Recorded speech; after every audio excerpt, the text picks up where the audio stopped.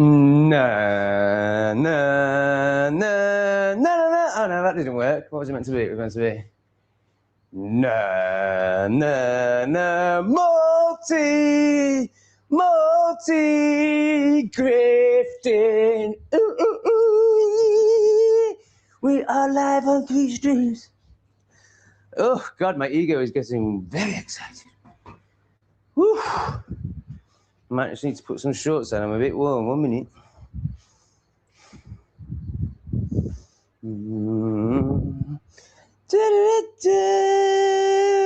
Multi grifting. Oh my God, he's actually a professional grifter now. Oh my God, does he need to up the sub so we can go on 8 streams? Imagine 8 streams. Oh my God. Oh my days. Does it tell me where you're watching? Oh my God, this is so exciting, man. What state were you in, Debbie? As in excited for me or, oh no, it's perpetual state of waiting for creators today. Yeah, sorry about that. This whole multi-stream thing is, oh, it took a little bit of setting up, it did, and I still don't know if it's really what's going on. Fucking hell, let me know where you're watching, which channel. I mean, obviously you're all on YouTube, no one's on Kick, because what the hell's that?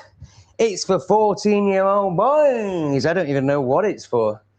All I know, it's just where all the CUNTs stream their content like Cavicula, and he's the only one whose name I know, but there's that other kid that's very famous who goes around the bodyguard antagonizing people. This is working. We're going to whole new levels, people. This is getting serious. Oh yeah. Oh yeah.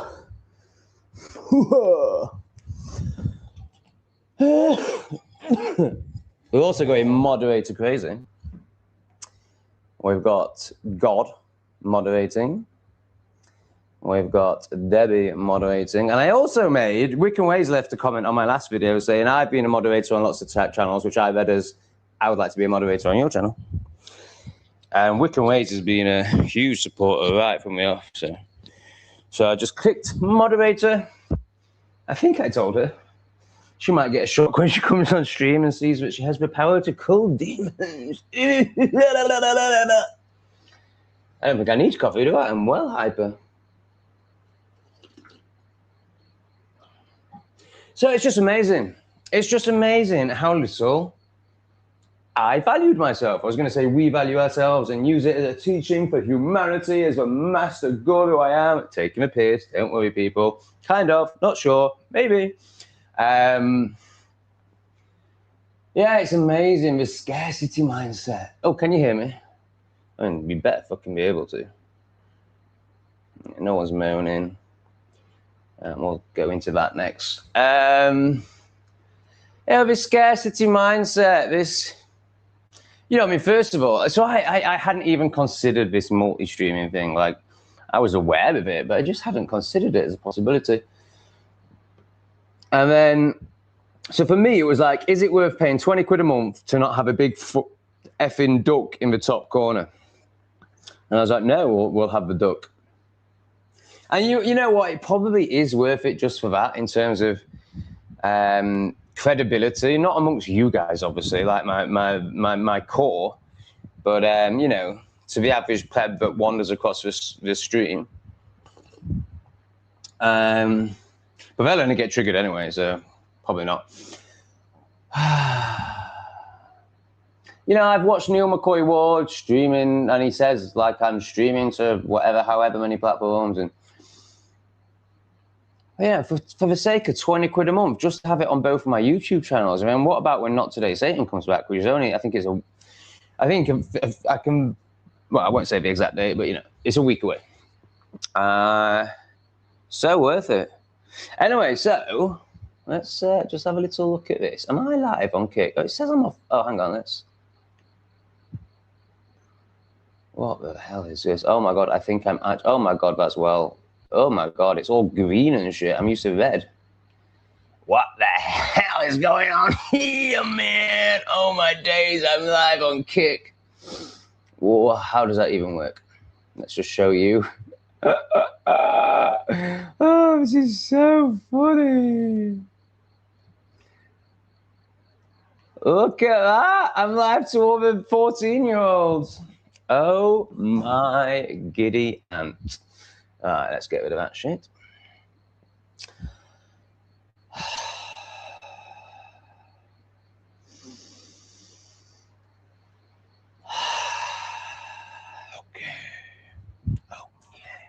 Is it hot here? So I've gone down the mountain.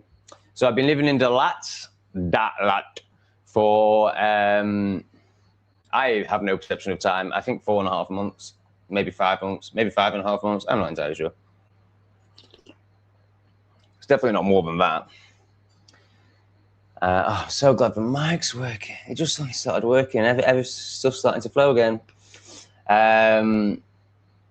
So that's at a 1,500 meter elevation. So it's just amazing. Like it's just like this little gem in Southeast Asia that's like a UK summer, yeah, not springtime, a UK summertime. And it's also like the most conscious place in Vietnam, which, you know, you could say only. In terms of, and when that's not a criticism, I mean like spirituality. Like this is where you'll find the healers, the body workers, the women with feathers in their ears who think they're enlightened because they put a feather in their ear. You know, you'll find all that. It's like the pie of Vietnam, but nowhere near as liberal. You know, it's got like, you know, if you're, you know, moving to Thailand or even traveling to, like Thailand is the easiest country to travel. Like everyone recommends it to their 18-year-old sister for her first travel experience, you know. And it's also therefore the easiest place to be an expat. Now that's not saying it's easy. It is easy to travel, very easy to travel. It's not, leaving your country, of course, is never easy. So Thailand's a great place to learn and start. So obviously it attracts the lower end of caliber of expat. Like Vietnam, you've got to have a bit about you.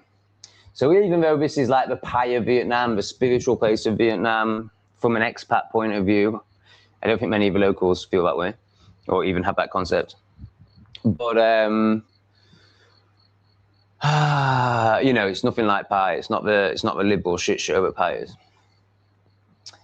Okay, so I was answering this question, sorry. So I was at 1,500. So basically the average temperature was 24 degrees, you know, just perfect. Just, oh, very rainy though. You know, you get 2 hours of rain a day, which is great to watch, but really rubbish if you're on the way back from the gym and you live 5 kilometers out of town and you're on a scooter. It's a really shit scooter that has no brakes.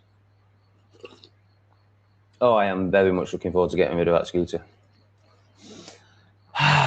So I've gone down the mountain to Nam Ban, which is 800 meters elevation. There is quite a noticeable difference.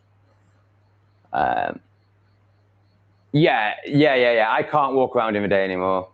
I go out, you know, you'll see when the sun rises in an hour, like this incredible jungle that's behind me. And of course, when I first saw it, I was like, I am exploring every inch of that. And I go out with my camera every morning, I don't know, between 8 and 10 in the morning. So not even peak heat.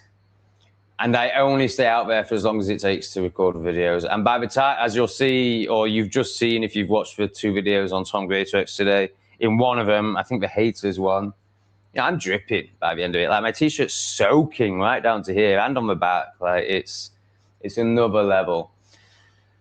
I will miss Dalat's climate for sure. But you can't just stay in one place because it's cool. You know, there's a whole world to see. I think I've kind of mastered this, the balance. Well, mastered is a strong word, but I found something that currently works for me. There may be a time where I really want to settle down long term, get a dog, all that sort of thing. Of course there's going to be.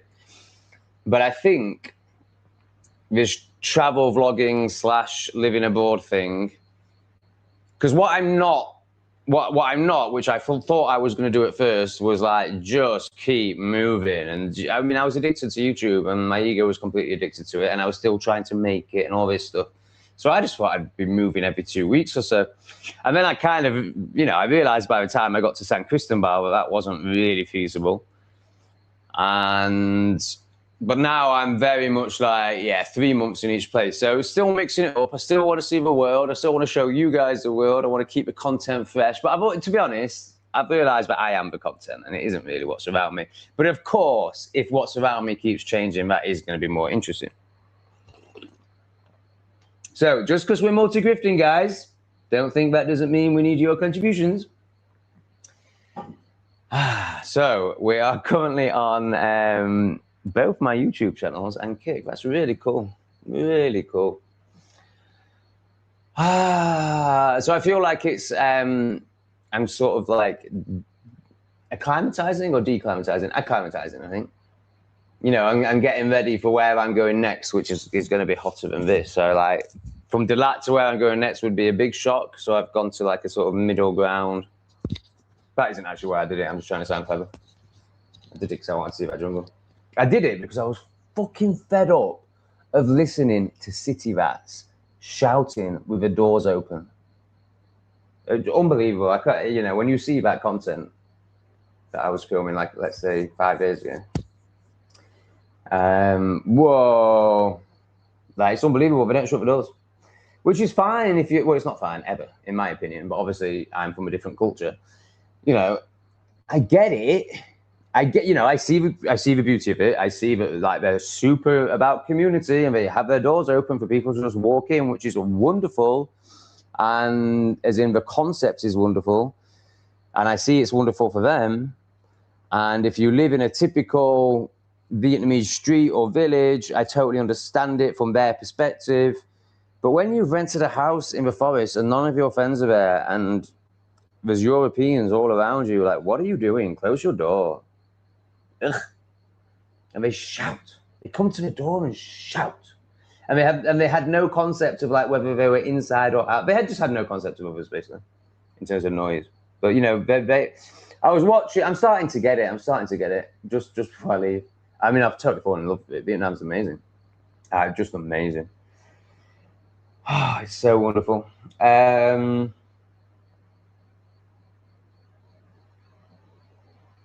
was going to say something. Ugh, it's gone. I thought it was quite interesting. Yeah, it's gone.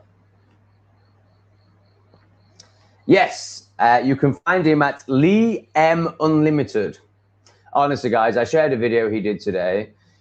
I understand most of his videos, but I can understand why it would have been, let's just say it would have been too much for me 2 months ago. So, you know, there's going to be a lot of people that click on his videos and are just like, yeah, I don't even know what he's saying. But this last one felt like, you know, very understandable language to me. And this is no criticism on Lee. Like, he shouldn't water himself down for, you know, those that haven't delved deep. He's not here for that, you know. Like, I'm kind of here for that. I'm the showman. I'm the entertainer. I can reel people in with humor and then like hit them with some stuff, and you know, it's up to them what they do with it. Whereas Lee's not messing around. Like, Lee's done all that. He's just here to teach, and he probably wouldn't even use that word. Like, he's just here to. He definitely wouldn't use that word. In my language, he's just here to wage show, and he's just going to do it with ultimate authenticity and with all of his incredible, let's just use the word power. I don't think he'd really like that very much either. But this last video, I've shared it on my tabs. Like, it really explains vibration, the dimensions, healing, what the pressure, just everything, emotion. It taught me a lot. You know, I had a grasp of everything that he speaks into, but it really brought it all together for me. And I think for a lot of people, it would be a totally new concept, really well explained. And he's using like this chart. I want to say the Harvard chart, Harvard vibration chart, but which really I've never seen before. I've seen like simplified versions of it. And he breaks it down so well. Like when I first saw this video, I was like, oh, I'm stealing this. As in, like, I'm going to get that chart and do my own video of this. Like, this is fantastic. And then as I watched it and like just saw like what an incredible job he did with a wisdom and experience that I don't have, I was like, no, I can't do this. Like it would be of the ego for me to do this when somebody's done such a better version. Like it wouldn't be out of service. It would be out of like, I want to make a good video and look clever. No, I'm here for service. And the best way I can serve you is to just share his video, because I could never do, well, I will be able to do that at some point in my life. But right now I could never do that. 3 streams and no donations. How bad is that? It's only been 16 minutes, Tom. Come on. I know you're a grifter, but you know, let's not make it too obvious to the people that you're only here for the money. Which isn't even true. Obviously, I'm taking a piss. Oh, I am hard. Like, you know, there's truths in everything. The full spectrum. We live in duality. Well, we don't really, but we think we do. And you know, I absolutely feel great purpose with this, and absolutely love it, and it feels so aligned. But I also love money. We've got someone from America. Yeah, let me know where you're watching from. That's amazing. I'm in Nam Ban in Vietnam, and it's fantastic. Living in villages in Vietnam is the one. Not if you're obviously a Hmong, then you'll want to be in Bangkok or Hanoi or Da Nang or somewhere hedonistic and horrible and just full concrete. But you know, if you've met yourself, then get to a village in Southeast Asia, man. They love it. They love it. Like the people. I mean, it's partly the fact that my heart is super open and they're responding to that. But no, it's not, because it is. But it's also, you know, even if you're a bit of a Hmong, you'll have this experience, because I did it, let's just say 6 months ago, when I was very not where I am now. Oh, you know, I mean, I still had an amazing energy compared to your average Hmong, to be fair. But, you know, and, you know, and in villages, like, they're just, obviously it depends on which one. So this one has got tourist attractions out there. There's by no means have they not seen white people before. Like, absolutely, they see white people every day. But they're not exhausted by them, and they don't get the shit hedonistic ones like that Da Nang or Bangkok gets. But 6 months ago, I went to a village where honestly it felt like some of them had never seen a white person before. And oh my God, there's one video in particular where it feels like I'm David Beckham. You know, it's like, not the Satanist part, just for like people like being aware of, well, it was just like I was a celebrity, you know. It was incredible. It was too much, you know. I couldn't fucking deal with that all the time. But as a one-off experience, it was incredible. Yeah. And they stopped short of asking for autographs because, you know, I'm a nobody. But other than that, it really was celebrity treatment. It was just crazy, which isn't what I strive for or want at all. I don't want any. I love it when they come and interact with me, particularly. Well, not even when I'm filming. I just love it. But this was like, and people coming up to shake my hand. I mean, it was an amazing experience. But you know, I couldn't fucking deal with that all the time.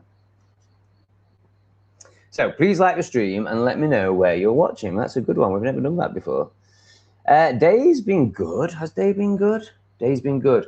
Day has been a recalibration day. So 2 days ago, so I think 4 or 5.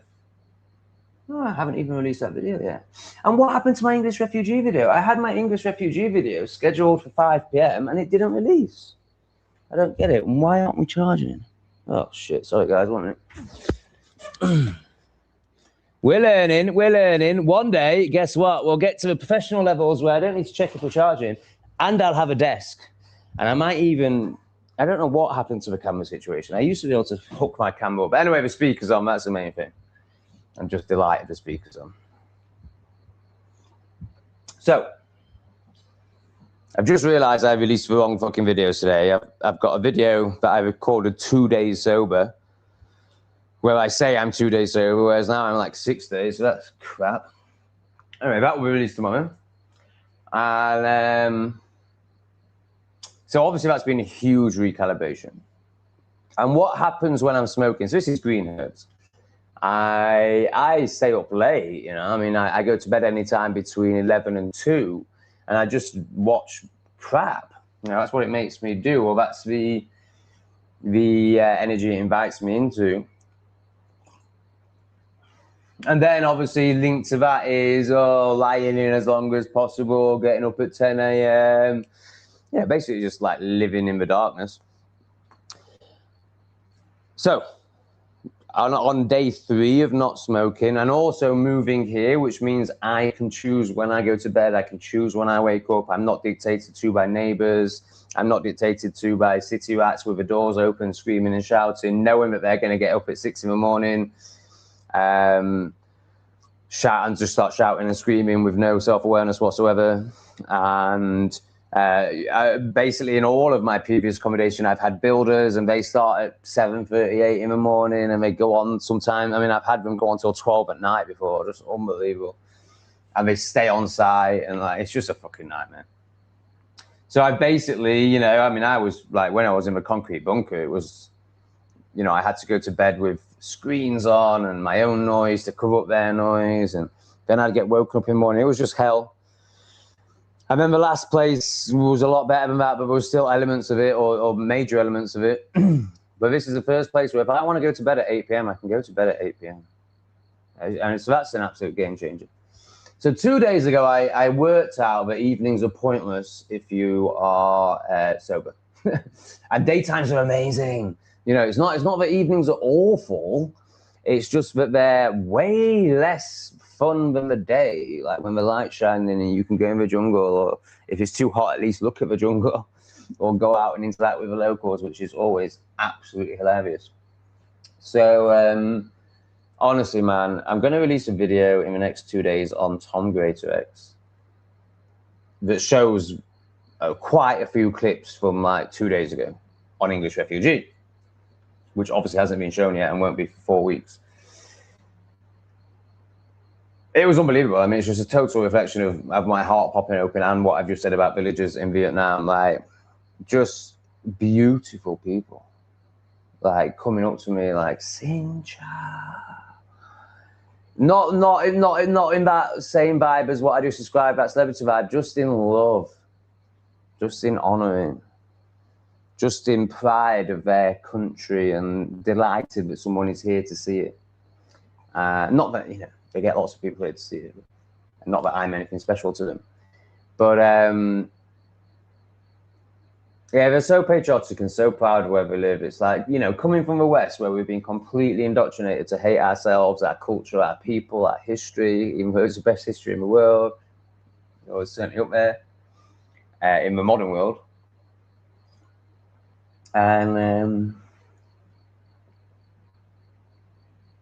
it's just so nice to see, you know, every house has the Vietnamese flag outside. I mean, can you imagine going up to them and going, this offends me? I feel offended by your flag. Imagine their government telling them that it's offensive. Like, oh my God. It's just another world. It's wonderful. And obviously in that is also like, oh my God, it's another fucking world. Like, they leave the doors open. They do karaoke every night. Yeah, there's pros and cons, but overall, oh my God, it's such an honor to be here. It's such a privilege to be in their country with them, learning the different ways of the world. I mean, honestly, if you never leave the West, then you'll never awaken, because you've got, you know, you've got to get out of that narrow bandwidth. Like, you know, of course you can awaken, like, and you can see that the government are what they are, and you can work out who's running the show. You can certainly wake up on the, I think it's the third dimension, Lee, is that right? Maybe even the second dimension, actually. You can certainly wake up on that level. And of course you can do some spirituality and have some spiritual concepts, but it's until you get out of that narrow bandwidth and experience a full spectrum of life. So, you know, immense poverty, what people call corruption, but actually the West is way more corrupt. It's just on the surface here and you can see it, which is more authentic.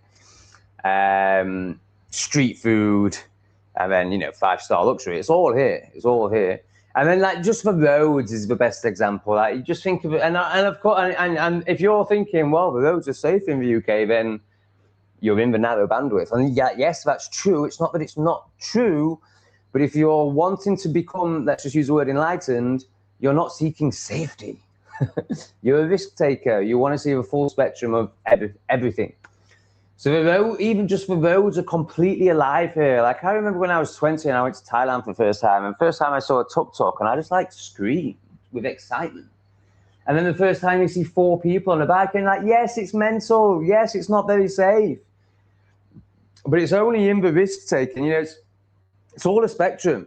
So if you're not willing to go down here into risk and outrage, then you're not going to go up here into joy and excitement and wonder. You know, if you're going to stay safe and effective, then you're only going to ever experience like neutral at best.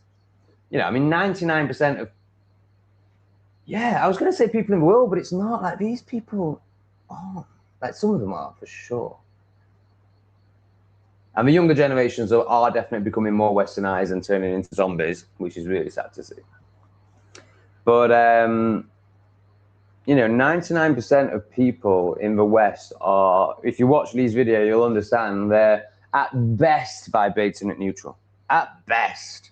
And I think very few are even doing that. Like, it's all fear, guilt, and shame. Oh. Whereas out here, you know, I think, you know, if you live in the cities, it's fear, guilt, and shame. But, you know, there's no, like, these villagers are definitely vibrating at neutral or higher. They're vibrating in, most of them are vibrating in love without even doing any self-work, because they're not attacked from the minute they're born like we are. Like, yeah, sure, there's still some fuckeries out here for sure, but you know, it's just nowhere near. I mean, they live in a homogenous society. Just imagine that. Just imagine living in a 99% English England and how different it would be. I mean, just that alone moves your vibrations at least 2 or 3 up the chart. Because you're not, you know, literally in fear from beheadings. Cheers, God. I'll stop calling you that now. I bet you hate that. Well, maybe you love it. Maybe there's still a little bit of ego there.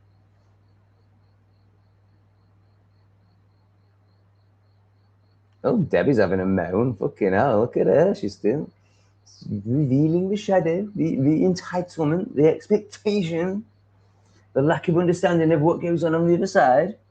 Might have to sack you now. We've got Liz, Debbie. Only joking.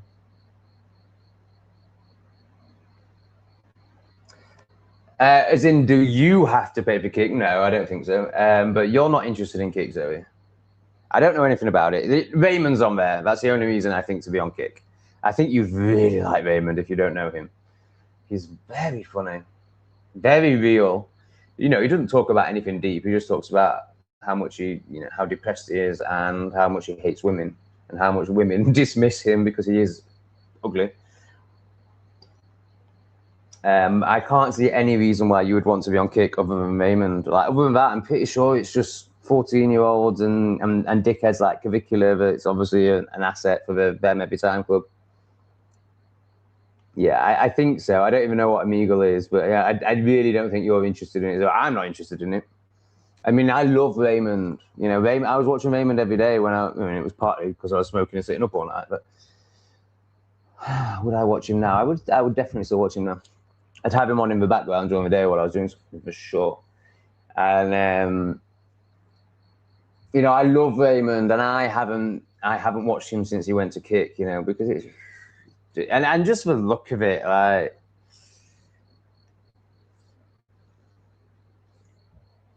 I suppose it doesn't look like that. For some reason, I feel like I don't like the green. Maybe it's just because I'm used to red. I like the fact that it's black, because YouTube's white, which is, in fact, yeah, let's turn this shit now. Oh, I can't. It's already right down. But yeah, I don't know. Yeah, it's not for me. I mean, I just think the less, the better. The less social media, the better. And obviously YouTube, in my opinion, is just an absolute must. And is worth it. Is more positive than it is negative. But I can't say that about anything else. I mean, I've never been on Instagram. Obviously, that's just an ego external shit show. Facebook, does that even exist anymore? I don't understand. I only use Facebook for practical things like finding a house or pickleball club. And then X has its place for sure, but actually is, you know, massive fear vibration and not really where you want to be if you're moving up the vibration scale. Oh no! Fuck, why did I do that? Oh shit. Come on. Come on. Oh, come on. I've given you sellotape and everything. You can stay on. I'm just getting a bit blinded by this light. There we go.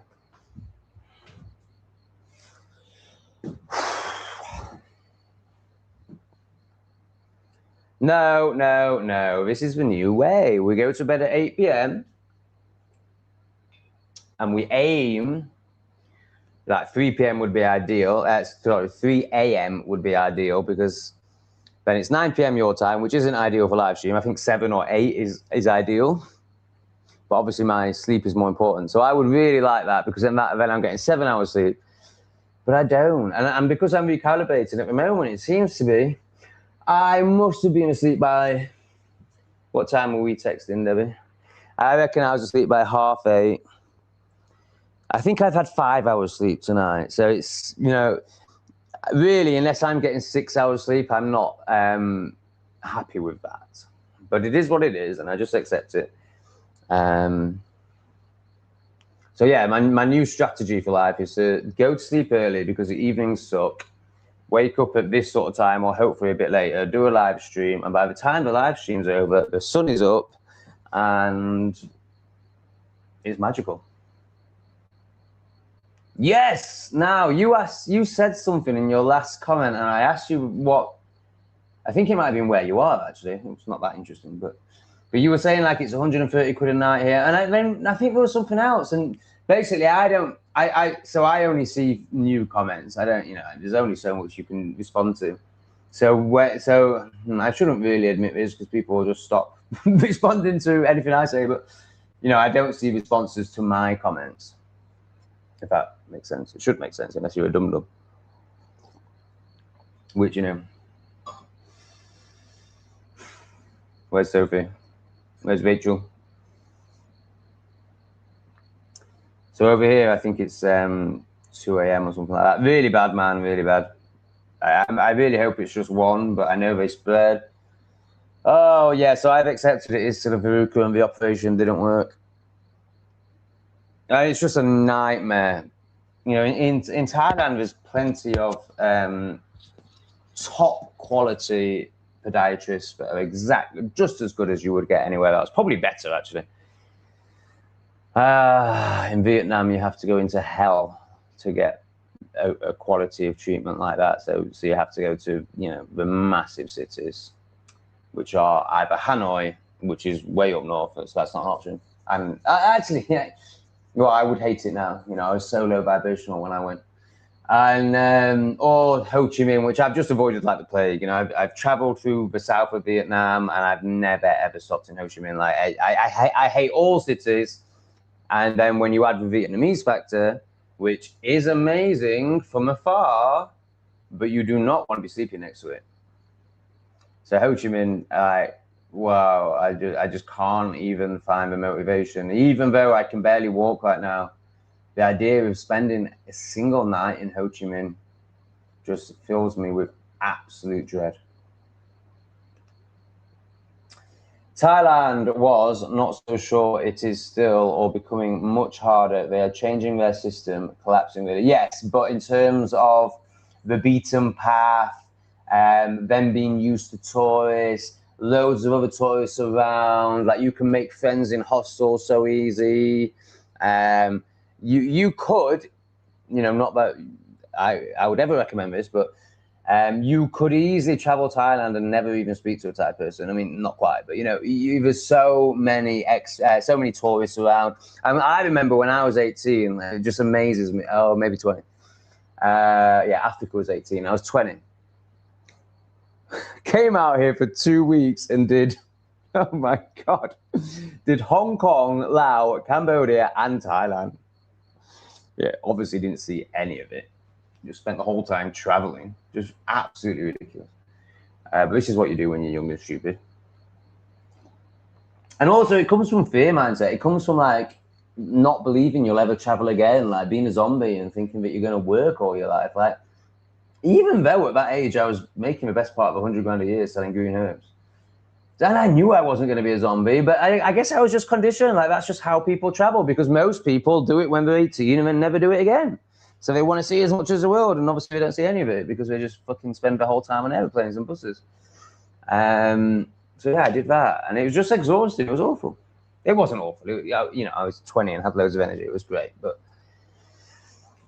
the idea of going to anywhere for less than, from my perspective, for less than 3 months is just crazy. But as a traveler, well, I know, it has to be 2 weeks. But honestly, if you can only do 2 weeks, go to 1 or 2 places in one country. Like, don't try and see a whole continent. Like, you're just gonna end up on a plane the whole time.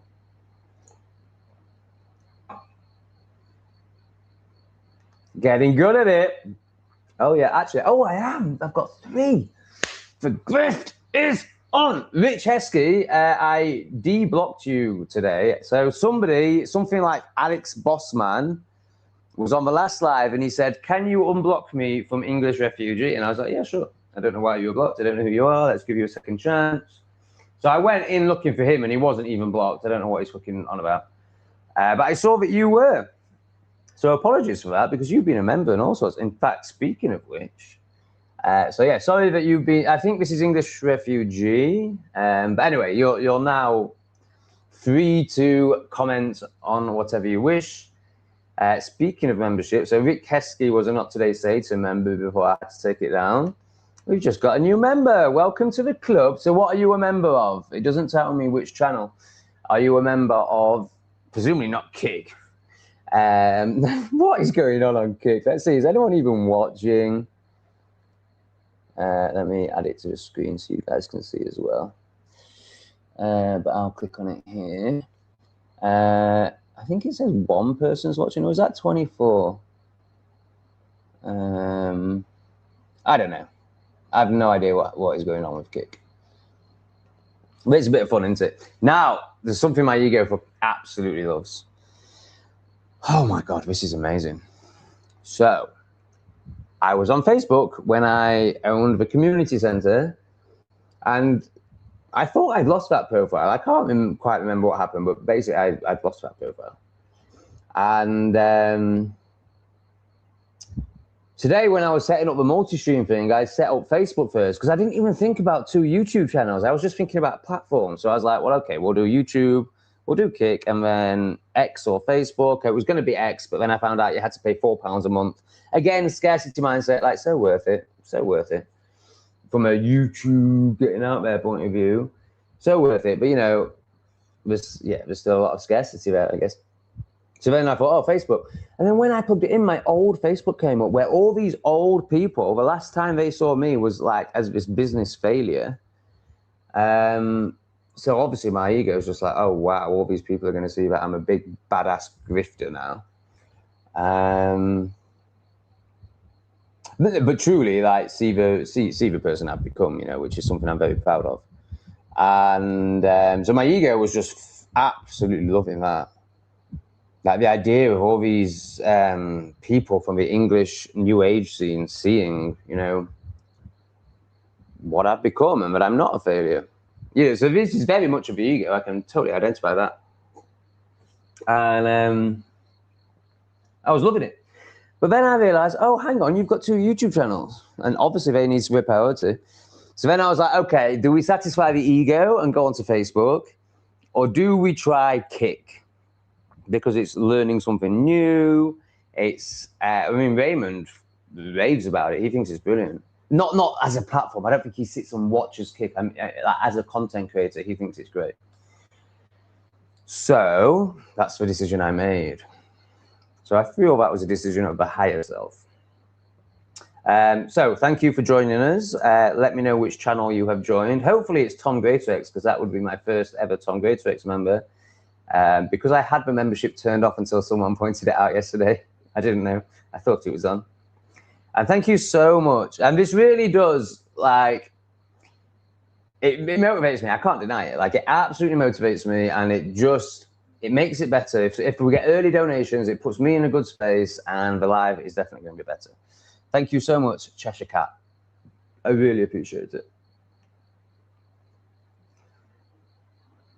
Why do you sit up so lately?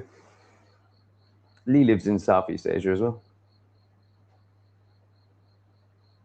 6 hours, I think, or sometimes 7, depending on whether we're, the satanic thing they do with the clocks to destroy everyone's life and harvest more fear. We're going to make it dark at 4 p.m. We're going to make you a slave. It's going to be dark when you go to your enslavement. It's going to be dark when you come back from your enslavement. Ooh, loose.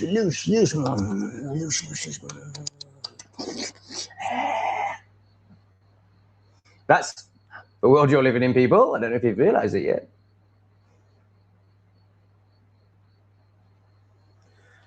Scotland, wonderful. Wonderful. Well, yeah, Scotland is wonderful.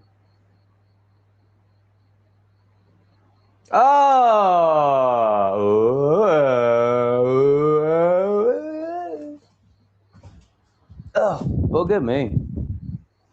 Bugger me. Oh, the sellotape has totally failed. Let's try again. I say sellotape, it's dental tape. So nowhere near as strong as sellotape.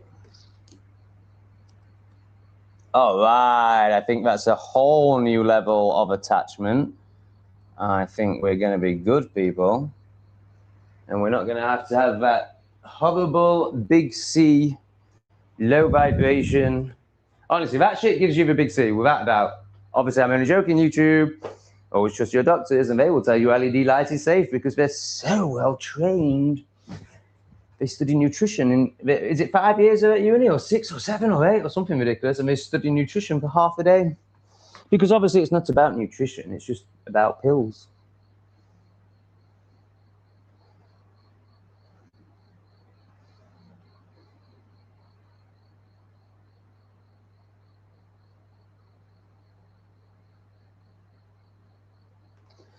Lee, you asked me to do a video on trust, bruv, and I said I would. That video is more of an entry level to the whole thing. Well, that's probably why it made sense to me. It was fantastic. And it was the first one of your videos I'd watched where I was like, I think all the people who watch my Tom Greatrex channel for the right reasons will be able to follow this video. And that's no criticism of your content. I think I'm really happy that you don't aim it at the masses, because I'm very grateful for it. Being an enlightened guru and all that. Hawkins, that was it, not Harvard. I knew Harvard wasn't right because it's a bloody university. At Lee M Unlimited. Tom, not trying to troll, do you see the hypocrisy of moaning about noise in public and doing the same thing to other people? Doesn't matter if you're working. No, I see your projection and your plebbery. So they don't notice, that's what I was going to talk about. You've reminded me, nice one, even though you're a hateful little low-vibing non-entity. So I saw, there was this 2-year-old child, you'll see it, I recorded it, 2-3-year-old boy, and so I got chatting to this chef, he was lovely, the owner of the restaurant.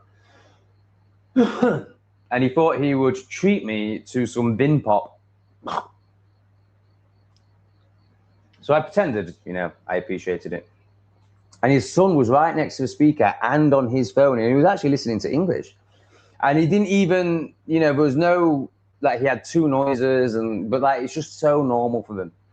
So they don't notice at all. I mean, this is, again, this is a very low vibrating, hateful person that can't do anything other than project and be in fear. And obviously has never left the West, and they might have done 2 weeks in Phuket. And, this is also the sort of person that will go and watch girls shoot ping pong balls out of their beehole, and then come and try and criticize me, because this is what low vibrational demons do. You know, they live a very demonic life and they project constantly. So if he has been out of the West, he's been to Phuket or some, you know, so he hasn't been out of the West.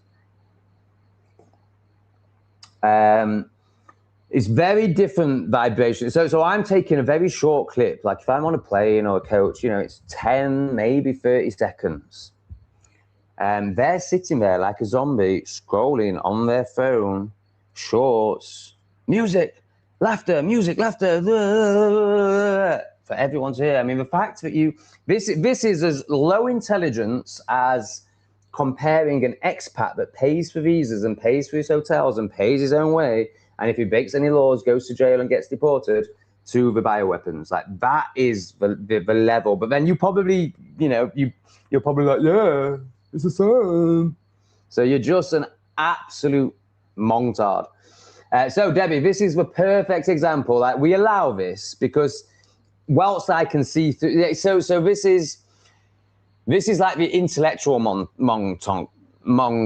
So what I mean by that, it's like the liberal that can debate. It's the liberal that's been to university and like has, like their intellect isn't too bad, but their consciousness is on the floor. So this is like the Owen Jones, you know, they can speak, they are articulate. I mean, I don't think he'll be as articulate as Owen Jones, but their ideology is just completely flawed, and they're hanging on to ideology rather than meeting self. So because he's got that intellect, he can wrap his hatred up in a way that, you know, is almost acceptable. But, you know, let's see how he goes from here. If he cracks and does a bit of self-reflecting, which he won't do, then obviously he can stay. If he does 2 more comments like this,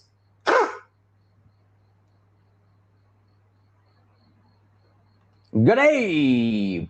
I don't know if I can say it or not. I'm gonna go to Mongs. Now, Lee, you talked about a list as if you'd seen a list, because you were like, TARD is on the list. I don't know if there is a list. Can you send it me if there is? What about Mong? Can I use Mong?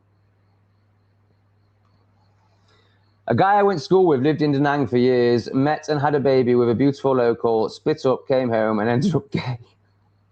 Couldn't believe it. He was the last person I'd have said was gay. Very strange that somebody who has enough about them to move to another country couldn't be honest about their sexuality. I mean, maybe he was like from a Catholic family or something like that, but very unusual. Like usually people who can't do that are like, you know, like this sort of level of human.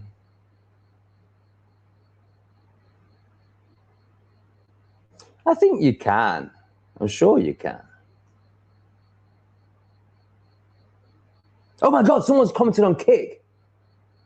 Create your own username accounts for following, chatting, and viewing on YouTube. I don't understand. You see, this is the caliber of Kick. I think. I don't know. So just to let you know, Mr. Letter's name, this is my first ever stream on Kick. I have no idea how Kick works. So if you can educate me in any way, let me know how I can grift harder, then please do.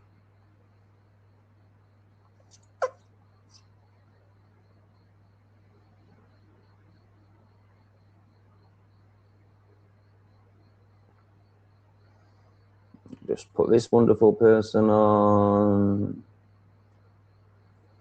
Oh my goodness, there's a lot of women yammering, which is great. It just means that the pauses between my riffs are going to be a little bit longer because I have to scroll through the yammering, and obviously I have to scan read every comment to see if it's yammering or, you know, a question.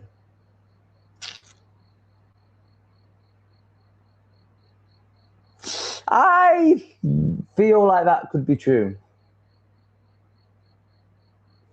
Yeah, so if you're still in the external, then absolutely. I mean, obviously Elon Musk is part of the club, so everything you're seeing on there is, you know, you're meant to see it. It's not like, oh wow, like free speech. Like, no. Elon Musk is the one that's going to bring in. I mean, if you click on X, it actually already says in your bar, it says the Everything app. So X is going to become, and he spoke about this, isn't it, a conspiracy theory? It's going to become the WeChat of China, and the app that WeChat is connected to, which is basically the social credit score system. So don't fall for it. But at the same time, if you are in the external, and that's just where you are, and that's not going to change like that, then X is showing you things that mainstream media isn't, but it is still controlled by the same people, and they want you to see it.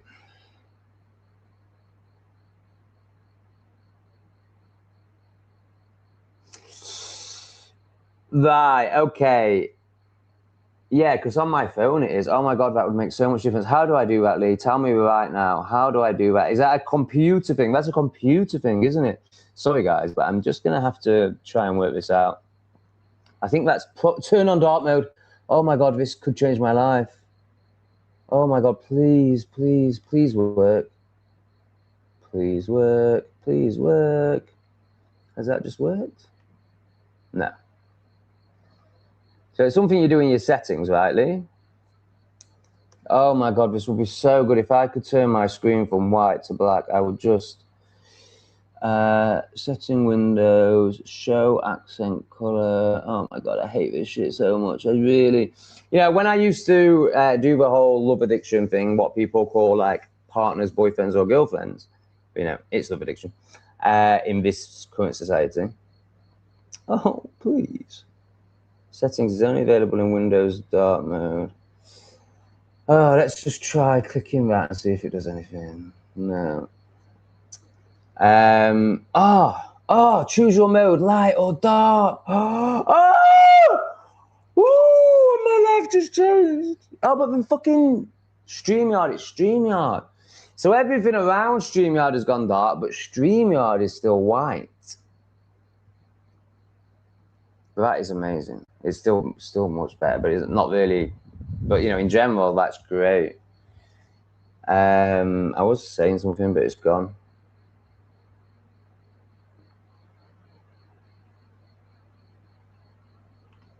Cheers, Rick.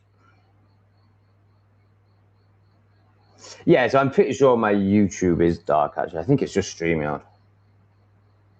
Oh, Lee, what are you using? What's your version of StreamYard? Like, I mean, maybe, I probably can. What's this? I just haven't tried. Dynamic, oh God, no, don't do that. Oh shit, what have I just done? Oh my God, cancel that shit. That you were drawing on the screen and all sorts. It was very impressive. And you've got like backgrounds and you can pop characters onto the screen. Unbelievable. You've got 100 subs and you're like master live streamer. So I would like to be educated on a practical level rather than all this fucking consciousness stuff. Welcome to a new member. All right, so we're getting some Kick advice. I highly recommend ownkick.com if you need affordable and reliable stream growth tools. My understanding with Kick is they really honor their content creators. Obviously that will change once they're big and powerful, because I'm sure YouTube did it first.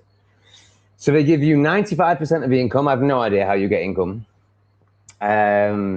I think it's all donation based. I don't know if there's adverts on Kick. There might be. They give you 95%, but also what they do is they put you out there, like if they want to. So this might not be quite right, but it's basically right. It's along these lines. They clip up your content automatically for you and send it out to like X, Instagram, and all that stuff. And they put the Kick logo on it, so they get something out of it. It brings people to Kick. And obviously for the content creator, it's incredible, because that stuff I just can't do.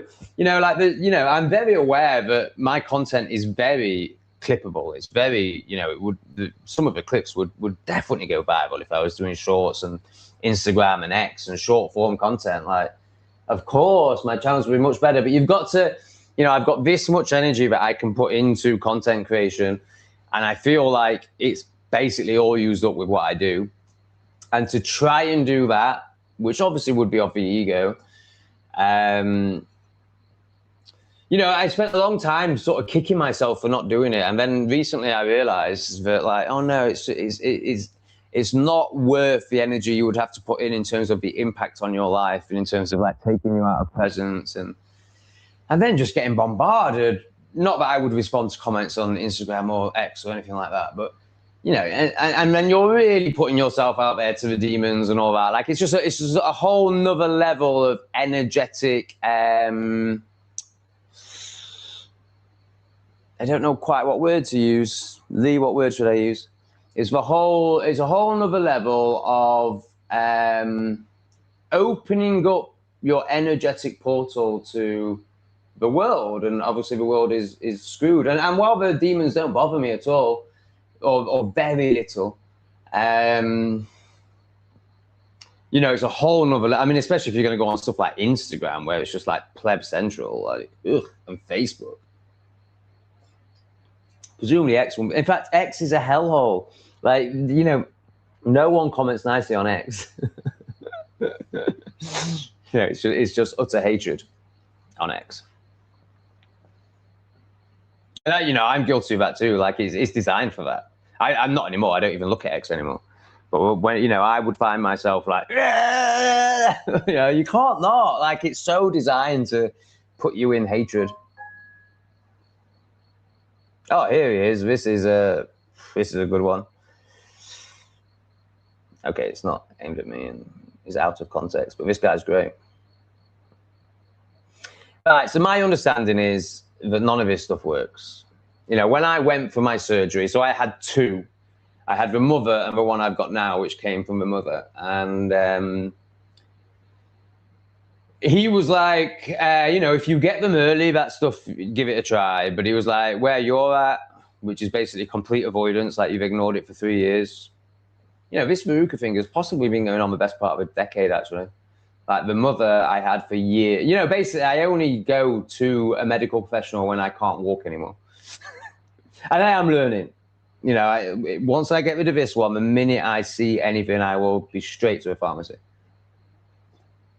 I remember, though, when the mother was coming through, it's not a decade, because it was when I had the community centre. 5 years, 6 years. It was like a ring in my foot. I didn't know what it was. But, of course, I should have gone to a pharmacy or doctor and found out, which I would, you know. I realise now that this stuff is really important. So, yeah, there's no way that it's going to sort out a 6-year verruca. Like, absolutely no way. So I saw, you know, I was very, very anesthetized my foot, but I was completely conscious.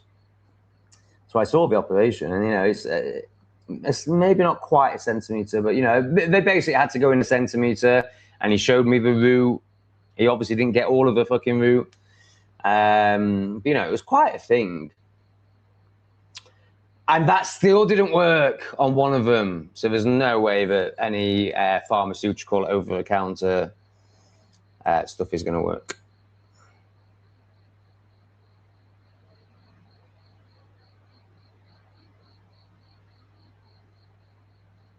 Yeah, I mean, I doubt. I very much. I mean, when he came out of prison looking like Forrest Gump, is that right? I don't watch films, but, you know, I feel like Tom Hanks. Oh, Castaway. When he came out looking like Castaway, I was just like, nah, he's never been to jail.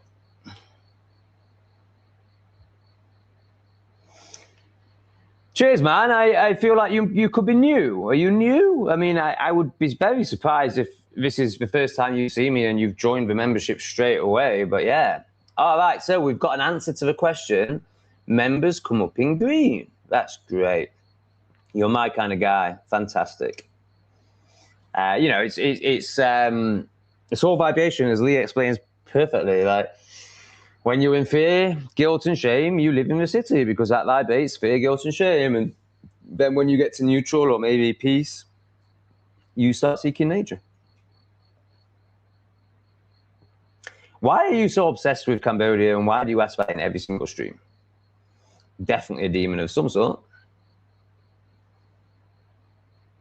Now I am very interested in this, Rick. I'm very interested in this. You know what would be a really good feature is if you could just bring up one person's comments. As far as I know, you can't do that. So yeah, I've just remembered Rick said that he'd gone to jail for 4 years for speaking about the It's Them Every Time Club. and it looks like he's explaining it. Vic, can you do me a comment, as much as you're willing to share, obviously, but it looks like you are sharing. So are people accusing you of being a shill? I think that's a bit. I mean, I haven't seen the chat, but plus the fact all small. Like, so this guy, you know, is very conscious. Plus the fact of all small hat whistleblower stories of people getting into trouble for it are always shows and bullshit. No prison. Definitely, that is my experience in terms of like the people that are presented to us, like Tommy Robinson, for sure. But you know, this guy, I don't think. Well, I don't know who he is, but you know, I don't think he's famous. I don't think. Yeah, I'd love to hear your story, Vic. I'd love to hear your story. I mean, I'd love to get you on a stream and tell it, but I don't know if that would be safe for you.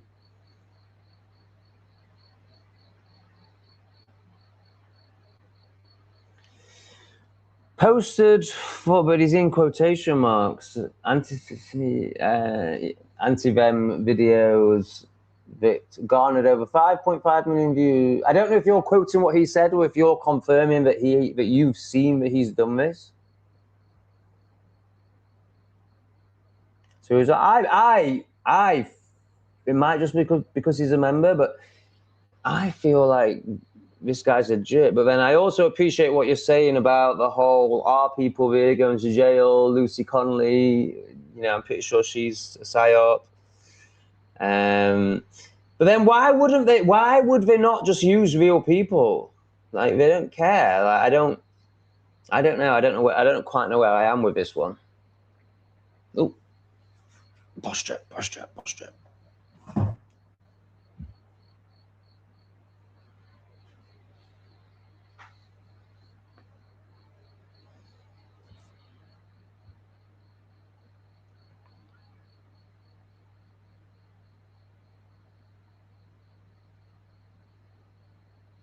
I'm amazed that you're a night owl.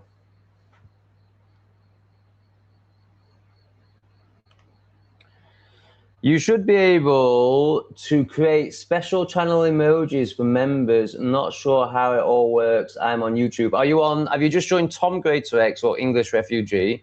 I'm sure you can. You know, I'm just happy if I can get my microphone on. I can't even get the camera on. Like, I can get my shitty laptop one on. But yeah, I'm a real technophobe. Ping pong popping. That's what that guy is watching if he ever goes Southeast Asia. But I don't think he even. I don't think he even will have left Western countries, and yet he'll judge me. just so typical, man. No introspection at all. No consciousness at all. Wow, people are really going for you in the comments, man. Vic Heskey. So he's known. He's a known person. I mean, if he got 5.5 million views on BitChute, then yeah, he's known. Here he is. The nose. Thanks for joining us, bro. Everyone knows a Sticky Vicky, absolutely, and they're usually here. My first awareness of me having a problem with noise was canned laughter as a kid. Is that like when they tell the mongs when to laugh? It's such conditioning, isn't it? Like on Friends, for example, when they're like, you can laugh now. And it is such like, it just shows the zombie robotic state of them all. Like they don't even know when to laugh. And what they're doing there is they're programming you to follow authority. You know, like if you laugh when they're not laughing, you may feel shame, and you may get the other zombies looking at you like, now is not the laughing time. You know, it's like when they do the applaud side. I mean, I know that's a bit different because that's like studio audiences, but you know, you have to be the ultimate zombie to be a studio audience member for anything they do that for. So, and they're like, applaud now. Oh, zombies, man! Wow. Yeah, it's good. I mean, I've gone very much from the P and the R, but I think, you know, YouTube is just. No, I'm not going to do any of this stuff. Like, I'm not that desperate. Google is your friend, dude. No, fuck that AI. Yes, YouTube broadly censors. I just give up. You know, it does look like I'm coming out of the shadows, actually. I've released 2 videos today, and I've only glanced, but the first one is a 1 out of 10. So that's out of my last 10 videos, it's the best, which isn't hard because I've been in the shadows. But it shows that it's starting to turn. And then the latest one I uploaded at about 6 p.m. UK time is 3 out of 10. So my last 7 videos have all been 7 out of 10 or lower. But obviously, because of that, now to be a 1 out of 10 doesn't mean you have to get many views. But it's the first, since they took me into the shadows, it's the first one that's got over 1,000 views. So I think it's starting to turn around. So this is Gay Boy, not Albus. She's talking about someone she knows who likes the Betty hole. He moved to Da Nang after being there for work. Oh, okay, that's very different, very different. Defo not a Catholic family. He grew up in the roughest parts of Aberdeen. Okay, so that kind of explains it. That's kind of like the other side. Well, actually, they're both just low vibrational shit. I would say Catholicism is far worse than growing up in a rough part of Aberdeen. But I can understand why one might be scared of admitting that they like the D.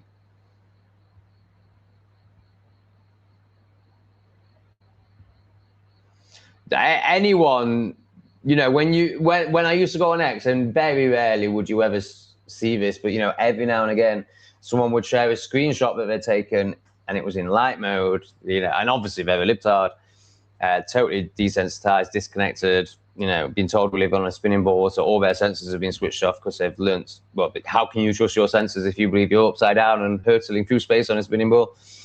So yeah, which is why. So yeah, they don't even notice when like white lights like.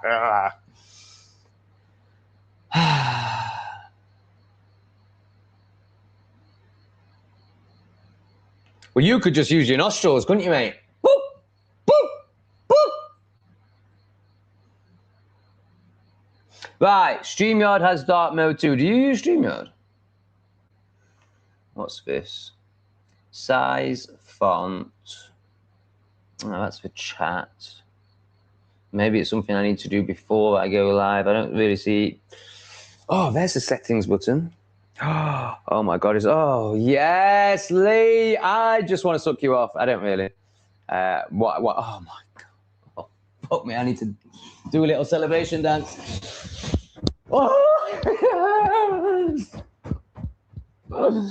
Oh, what I mean by that is that I just fucking love you and want to serve you. But I'm not going to do sexual favors for you. And I know you don't want them anyway, so that's fine. Might as well get some water while I'm here.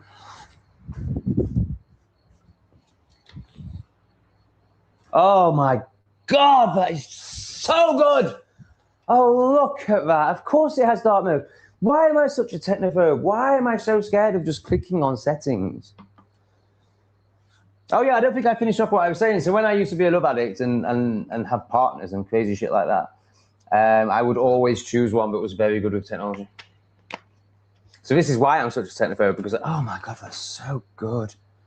Oh, I think that means I would be able to. My record is 4 hours. I think this could mean that I could up that record, like, because you know, it's obviously it's energetically a lot, but and it does get exhausting after a while. But I think it's the white light that fucking finishes me off. Wow, Lee. Oh my days. God, meeting you has changed my life. telling me that to click on settings.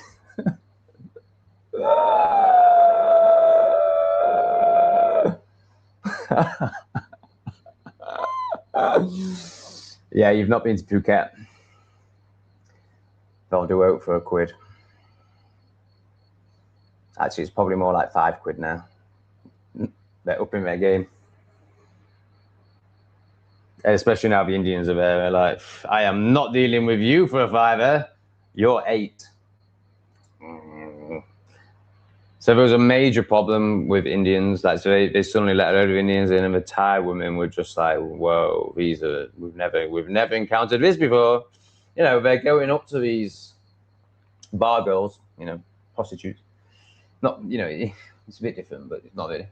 And they're saying to them, you know, so the bar girl is like, it's 500 or whatever. And they're like, okay, we will split it between 5 of us. And obviously Bar goes like, what are you talking about? They're like, 5 minutes each. I can't do an Indian accent. Oh, it'd be so good if I could. No, I'm not even going to try. 5 minutes each. Just so disrespectful. And they do it in bars, like they buy 1 drink between 5 of them. And like, you know, like Thailand, these places that respect themselves, that are patriotic, so anywhere that's not the people don't look like this, and the Then Every Time Club haven't completely attacked them yet. You know, they're only letting tourists in for the money. They're not like diversity is our strength, we need other cultures. No, they're like, our country is the best, our culture is the best, we do not want anything else here. But oh, you've got lots of money, okay, we'll let a few of you in. So they've learned to their detriment that, you know, in that balance of money and letting people of other cultures in, for short periods only, of course. We're not talking about this whole multiculturalism nonsense. They'd never do that. Well, they will do soon once, you know, the small hats turn their focus to them. But you know, right now, yeah, they're realising that balance that Indians aren't worth it. They've just changed their visa from 60 days to 15. OnlyFans, I've not considered that. Maybe I need to up my subscription on StreamYard from $20 a month to $40 a month, and then I can do 8 platforms. So obviously I have to do that. And obviously I'm not really going to do OnlyFans, but maybe.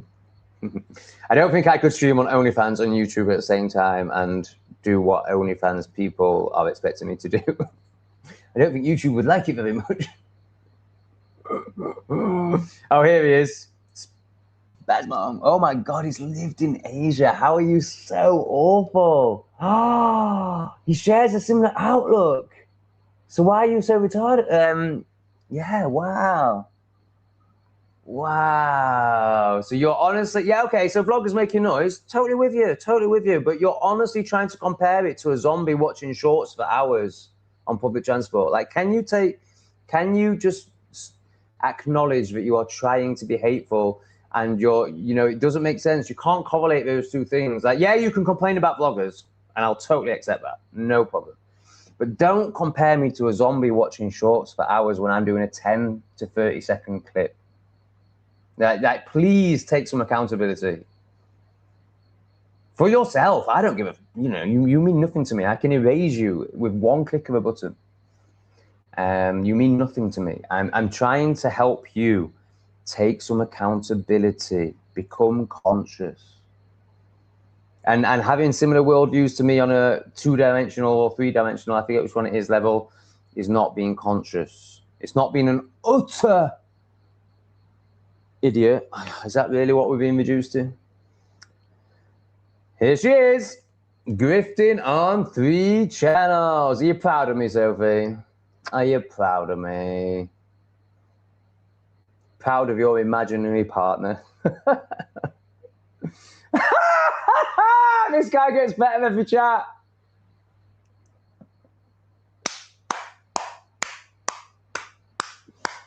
Finn, I don't think I liked you at first. I could be confusing you with someone else.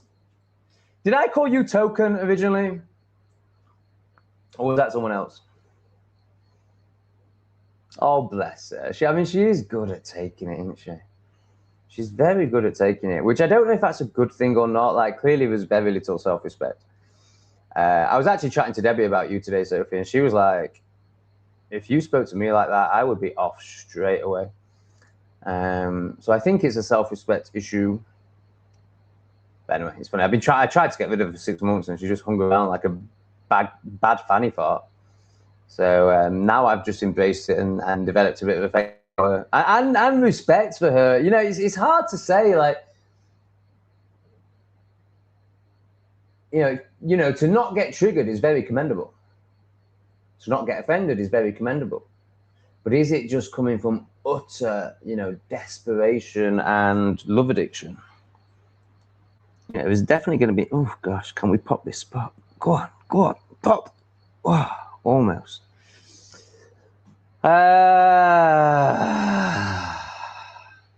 Whatever, Sophie. I enjoy having you in the chat.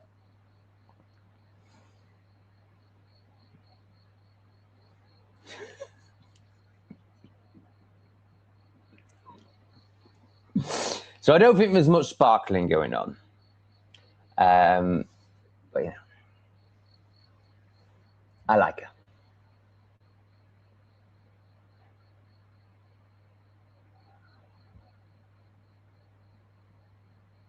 So Sticky Vicky is a thing? A person? Are we actually talking about a person? Oh yeah, Lucy was way too big, and also like she's actually, I mean, she's a Sivna at best / kind of liberal. You know, she's not even inspirational. I can see why people fall for Tommy Robinson, not anymore because he's totally revealed himself. But you know, I can definitely. I mean, I felt for him when I listened to his Oxford University speech, but actually, I wouldn't even say it was falling. It was very enlightening for me. It was, you know, I believed he was.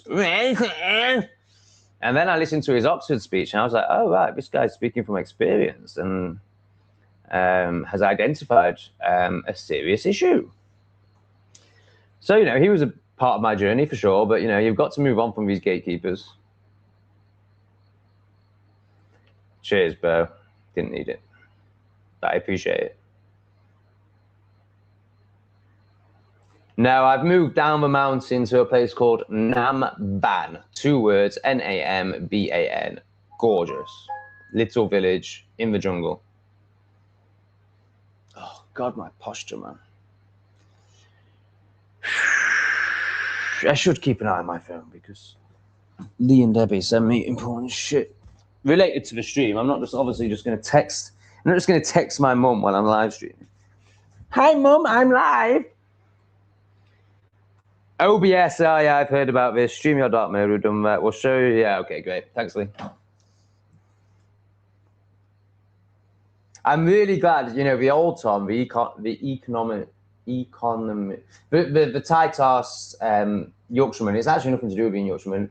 You know, the reason it's called Thai is because it's literally in your muscles. It's for trauma. It's for fear. It's for scarcity. It's where Sophie's at and why she can't chuck a fiver into a stream.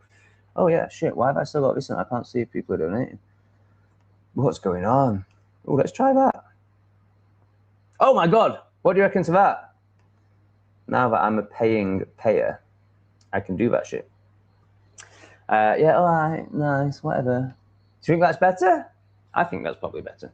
Is it more interactive? Is it going to keep the zombies glued to the screen more? That's the question, isn't it? No, sorry, it's about your experience. Does it improve your experience, my beloved and highly valued Mongoloids? I do really highly value most of you. Some of you, 10% of you. I don't know. It changes all the time. Do I value Sophie? If I value Sophie, then it's definitely more than, then it's at least 50%. I don't know. I think I do value Sophie. Okay, we were talking about something. Are you still into that? No, I've moved to Nambam. I think we've done that. Right, there's something's happening. Something exciting. Oh, a tribe called Duff. Amazing. Thank you. I think you donate every single stream. You're just an amazing person. You still haven't explained your name to me. I'm intrigued by your name. I'd like to hear more. And I realize you're a man, obviously just because your profile picture, which obviously wasn't ever going to be you, but, you know, as a YouTuber on a live stream, you're just scanning. You're not, like, properly analyzing.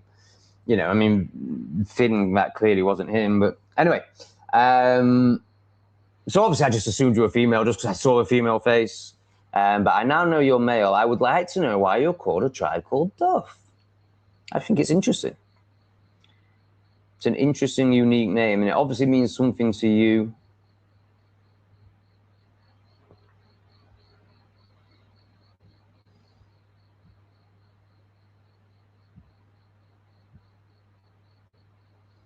All will be revealed on English refugees. I mean, to be fair, I'll reveal it on here first, but we don't give the game away.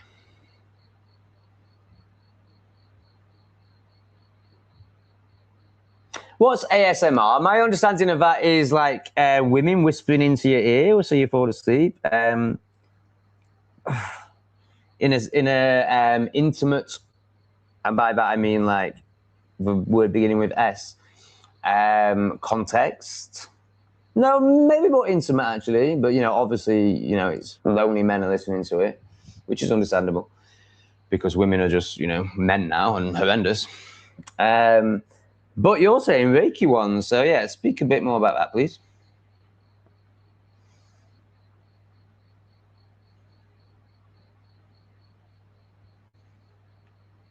Yeah, totally. I mean, laughing should be a natural reaction. It shouldn't be controlled. Like, can you imagine how repressed you are if it becomes, oh, I'm allowed to laugh now. Oh, nobody else is laughing. I mean, that's not laughing. Unbelievable. Like when Finn came on yesterday with this, I burst out laughing. There was no stopping that. There was no controlling that. There was no desire, obviously, to stop or control that. But yeah, I just can't imagine being anything other than authentic.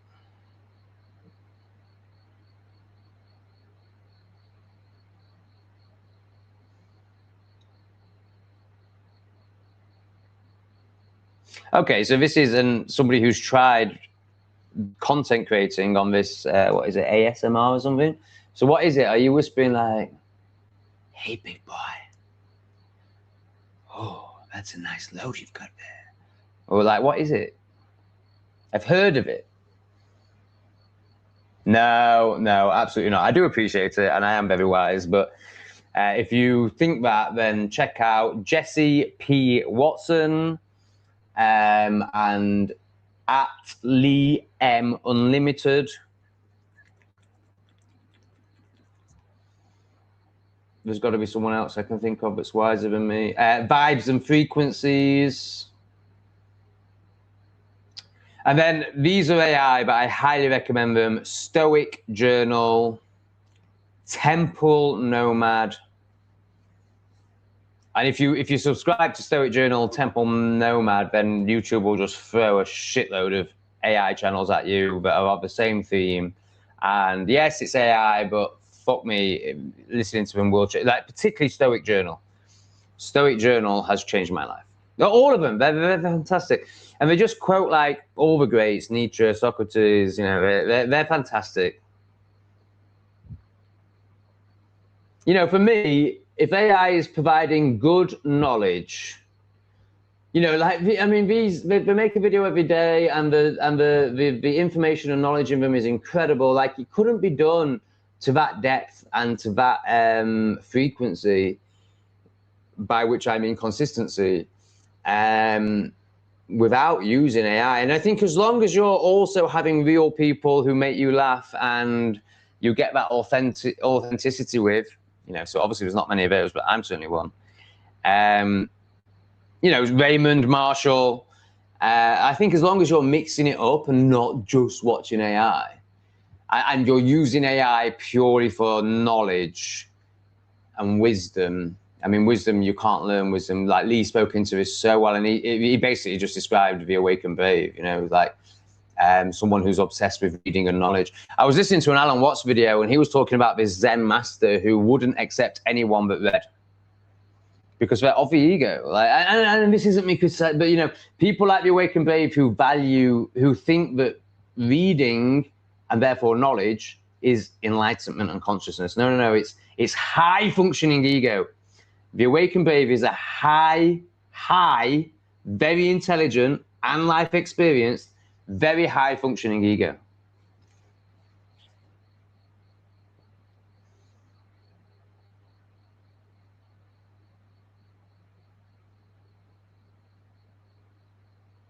I assume that's not aimed at me. Debbie Lee, what's going down? Now, sorry, I've learned something. When you remove people, I can still see them, but the audience can't. So I assume you have removed this one. It should tell me. That's so bad. Let's just get that swit off the screen and get Finn's massive nose up.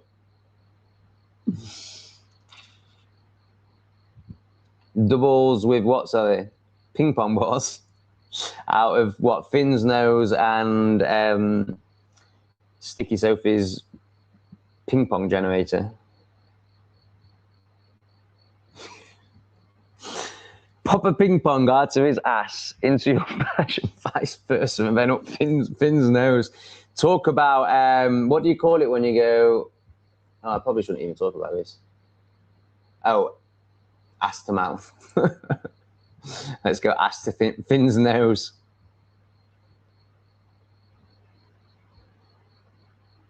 You have a lot of stories, is what you have, Sophie. A lot of external stories.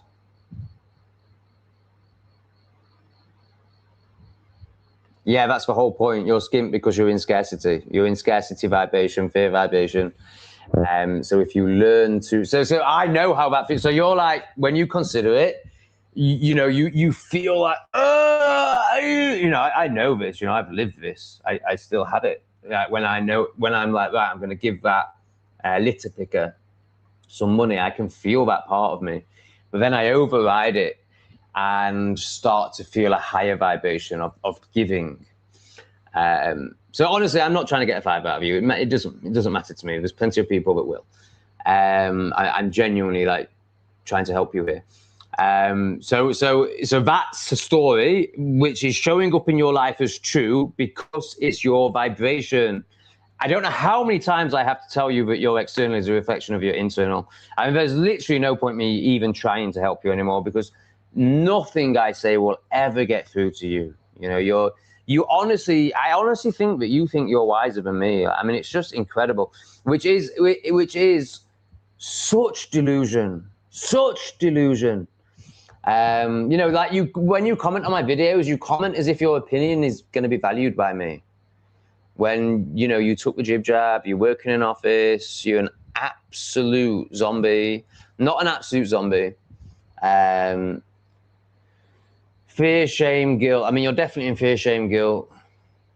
You're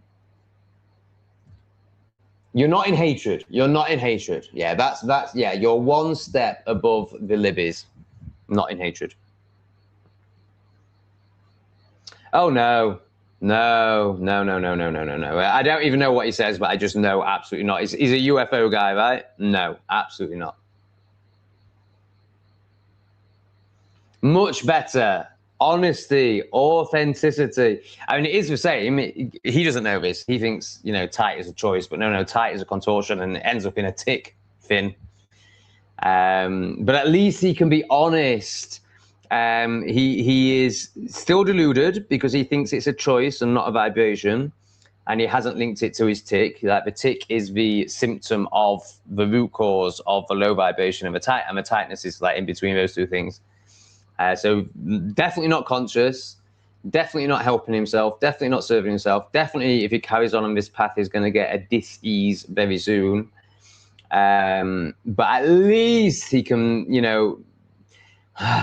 honest from his perception. Oh my God, guess what? I told you about Asian wives the other day. Honestly, I'm getting loads of stuff thrown at me now. I've just been offered an awesome travel bag. I'm getting those blue screen protectors. So this is all sponsorship. And Asian wives, they've been chasing me for ages and I've just ignored them because I'm like, there's just no way I can do that authentically. And then I realized, oh no, I can if I take the piss out of it. As in, take the piss out of you, out of the people that would do it. But also, it will be good. It will work. So I emailed them back and said, I can, I'm willing to do it, but I can't do it like, guys, here's a great thing. Go on the internet and get an Asian partner. That's going to work. That's going to be anything other than you losing all your money and having your heart broken by someone who can't even communicate with you because you're so desperate that you would fall in love with just a pretty face that isn't even really that pretty.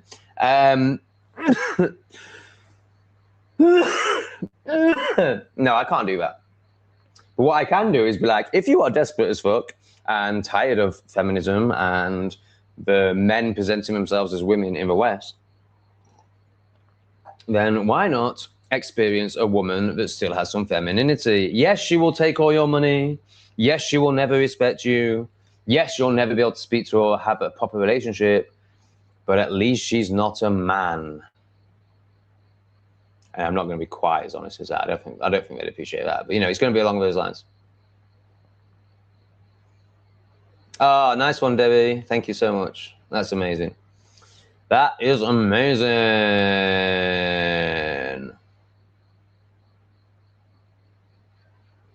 Okay, so this is what ASMR is. Autonomous. What does autonomous mean? Autonomous means individual, doesn't it? Sensory meridian response. Oh my God, that's like such a dressed up word for desperation. Yeah, absolutely. Absolutely. That's what it is.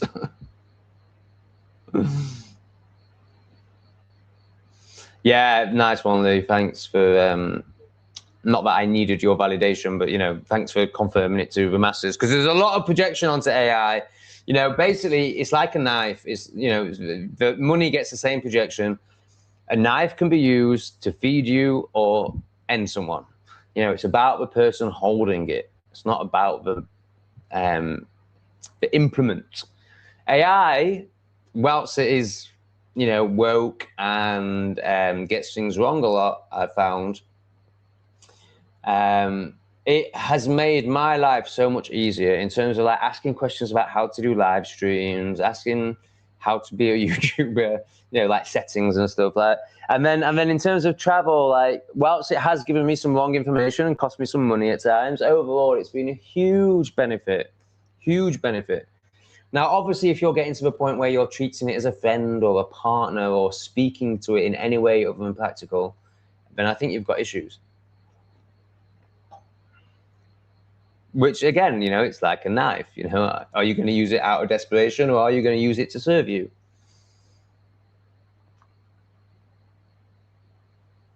Is there a problem with my sound? Is this aimed at me? No, they're talking about these creepy people in your ear. No, of course you haven't, Debbie. You're not desperate. You know, look at the people that are talking about it. We've got, you know, one of them. I know he's not really, but, you know, he's developed a tick instead of doing the self-work. So that's how unconscious this person is. But I do honor him for speaking into a live and bringing that up. Like, I don't want to criticize the tick, but I do want to speak into, you know, the low consciousness that causes a tick and the avoidance of self, because, you know, because that's the only way that this man is going to change his life. So I'm actually trying to help him. And then you've got Sophie, you know, you've got, it's all the, you know, the low vibers. Look at her, look at her, look at her. She knows the answer. I mean, she took the jib jab, but, you know, she's wiser than me. It's nothing to do with vibration. Nothing to do with vibration. There's no such thing as the external representing your internal. It's all just practical, two-dimensional BS. Oh my God, I hate her. She's going into a timeout. I fucking hate her so much, man. You know, when it's like pearls to swine. Pearls to fucking swine. It makes me sick. Is that another one from the same person? Hang on. Yeah, it is. Wow. Thank you so much. Thank you so much, A Tribe Called Duff. My keyboard. Yeah, we can see. My keyboard is effed. Sent the super sticker earlier, but isn't showing up. Anyway, it did show up. Cheers for the videos, pal. Thank you for all your contributions, and obviously financial, but, you know, just being part of it. If we lost the nose, has he got triggered, or is he just, I don't, you know, this is, you know, I don't think Finn gets triggered or offended. He's just, you know, not ready to lean into himself. And he does go out into the woods. So, you know, good. Which shows, you know, you can, you know, it links to the, you know, the not getting offended thing and having a bit of flow. But, bro, like, just give yourself a bit more. Like, you're ticking. Like, how does that not make you, you know, the universe is forcing you inside, and it's just going to get worse and worse. Low vibers. Yeah, I think we found it. I think we found it. I think we found it. We're also getting to the bottom of the chat, so get some comments in, guys. Otherwise, it's the end of the stream. which would be a shame when we've had all these incredible people contributing. I feel like I want to give them their money's worth. But I need you to contribute to do that because I'm not talented enough to just do it myself. Talent doesn't even exist. It's experience and potentially good genes. Can you do more bug hunts in the forest? That creature in your apartment a while back was fascinating. You could be like a Yorkshire Steve Irwin. Well, he was part of the club, so let's not do that.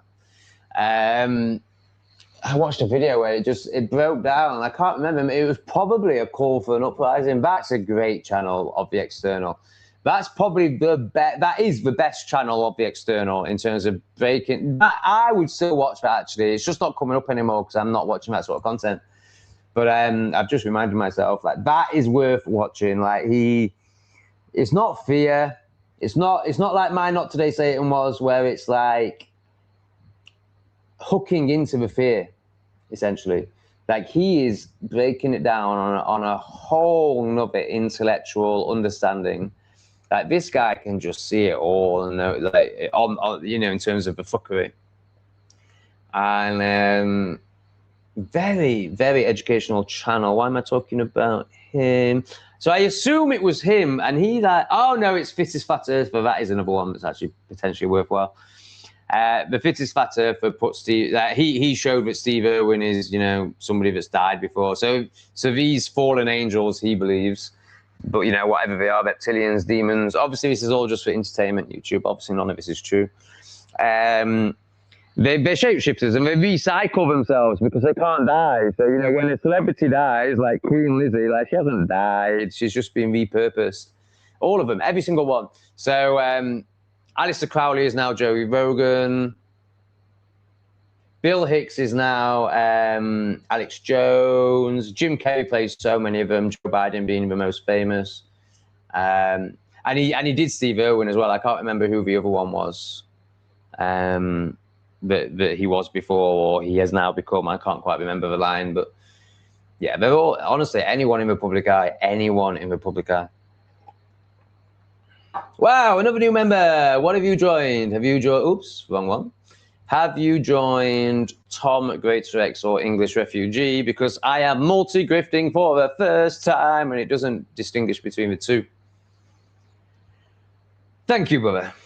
Thank you for joining the membership. Thank you for your support and appreciation. Which channel do you watch? Do you watch both channels? Oh, she's got a name. It's called Cal. Cal from Call from an Uprising, Calls and Fallen Angels. Yes. Yeah, he is indoctrinated with Christianity, which is a shame. But, don't throw the baby out with the bathwater. He's still got a lot to offer. Fittest Fat Earther definitely isn't a Christian, but he is a follower of Jesus. But he holds it, he's open to all the possibilities. He holds everything. What I really like about him is he holds everything so lightly. He doesn't do certainty. He does do certainty when he's researched something and can prove it, like how they recycle these celebrities. But like when it comes to stuff like Jesus, he's never gonna speak with certainty because he's wiser than that. Whereas Call for Uprising, for Cal, Call for an Uprising, to be so good at what he does, he's not going to be of a high consciousness because he's obsessed with the external. But he's very good at breaking down the external. So I would say that is his calling and his purpose, because he is, an awakening tool. But of course he has his blind spots too, and that's Christianity.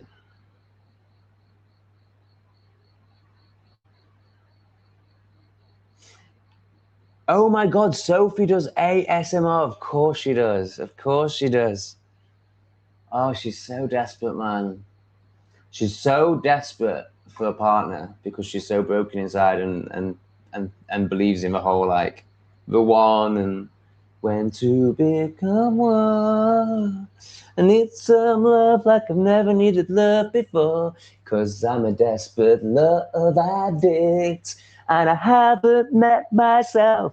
and learn to love myself, so I seek it in other people. So of course, because when she's doing it, she's like, maybe someone who listens to it will fall in love with me.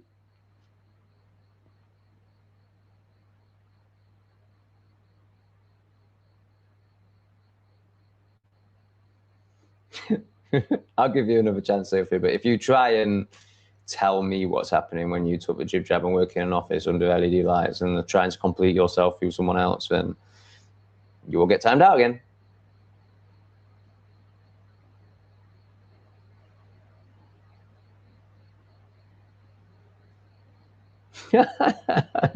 I assume he's been blocked. It's so shit, but it doesn't tell me if the moderators have called them or not. So funny, isn't it? So funny. These desperate people, desperate to criticize something that's way beyond them. Credit card comments. No, it wasn't credit card comments. It was when she, it was when I offered her a pearl and she swined it. Oh, okay. So this person knows more than me. He knows whether I have moderators or not. I mean, again, it's the same as Sophie, but even worse. So this one's in hatred. Sophie at least has got beyond hate, other than of herself, of course. But this one just makes stuff up. This is the sort of person that like takes something and takes the little bit that they can twist, that they have no affiliation with truth or integrity or authentic. I mean, obviously authenticity is way beyond them, but they're the twister to fit their ideology, which is obviously satanic and programmed into them, and it's basically about hatred. So they just follow whichever ideology allows them to be hateful. So if you follow what the state says, that these people are far right, if you call them a Nazi, then you can be nasty to them currently, and soon it will be end them. Just like Mao did in China, just like what happened with the Bolshevik Revolution in Russia. They demonize people, and then, it gets to a point where they're like, okay, now you can end them. Mao literally, he literally told people to end anyone that owned a business, anyone that wore glasses. Pol Pot is another great example. That's where it's going in the UK. That's where this Nazi thing is leading to. And these people are so demonic and so hateful. That's what they want. And that's the only reason they have that ideology. She won't know this. Like she'll actually believe that, refugees and diversity is our strength and all that nonsense. But it's deep programming. And but actually, the reason they're able to be programmed is because they're in such low vibration of, well, not even guilt and shame, just fear and hate, and then the manifestation of that is hatred. The external of that is hatred, which obviously is completely of self, and it's just projecting the internal into the external. That's what they want. They want to end people. That's what communists are. Like communists want to end people, but what they don't realize is they're just going to get enslaved. That's what communism really is. But it starts off as empowering the hateful. It starts off as telling the hateful that they will be powerful. And of course, they can't generate their own power. They can't do anything for themselves. So oh my God, it's like that's why they loved COVID so much, because for the first time they could tell people what to do. They couldn't tell me what to do, obviously. I just told them to fuck off. But, they could order people about. Suddenly these minimum wage workers who have, never had anyone even look at them, let alone respect them, could fucking tell people what to do. They love it. They love it.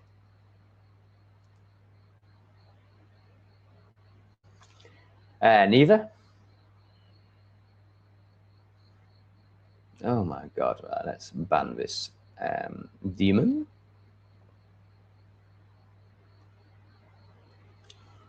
Do you need some love like I never needed love before? The YouTube.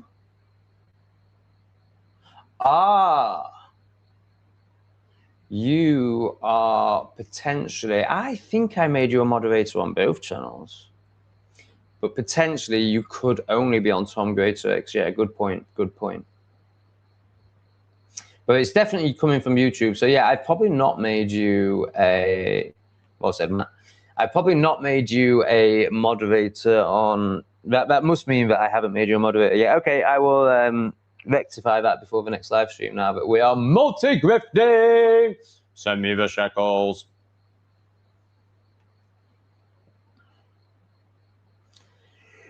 Okay, let's just acknowledge once again this new member and Debbie for her another donation to get the information through fast. Much appreciated, Debbie. Thank you so much. Look at her now, China. It's so funny. Who did this the other night? Oh, this is Rachel's tactics.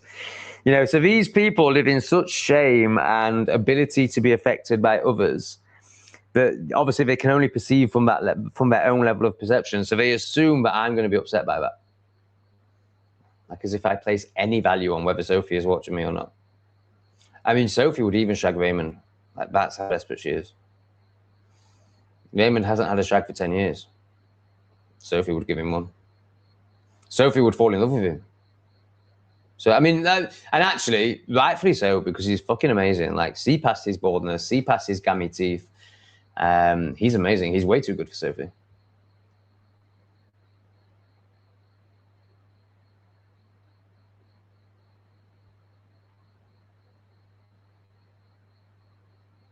No, she's too busy donating to me. Why would she give you, why would you deserve anything? Like, you don't honor yourself. You'll just squander it, and it won't be put to good use. You won't serve yourself with it because you don't want to serve yourself. You don't even want to listen to wisdom. I mean, why are you here? Why is she even here? Is she literally just here to pick herself off? It's so bizarre. It's so bizarre. Like, how does someone so low vibrational who can't even hear anything I'm saying, like literally can't hear it? She thinks she does, but she doesn't hear what I'm saying. She hears the noise, but she doesn't hear the words. Like, why is she here? It's just so bizarre, isn't it?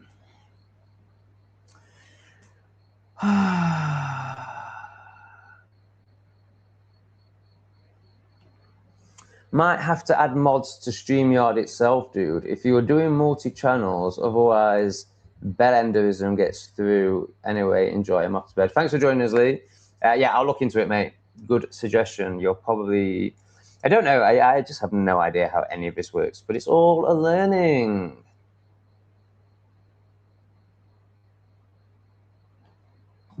Nice one, Debbie.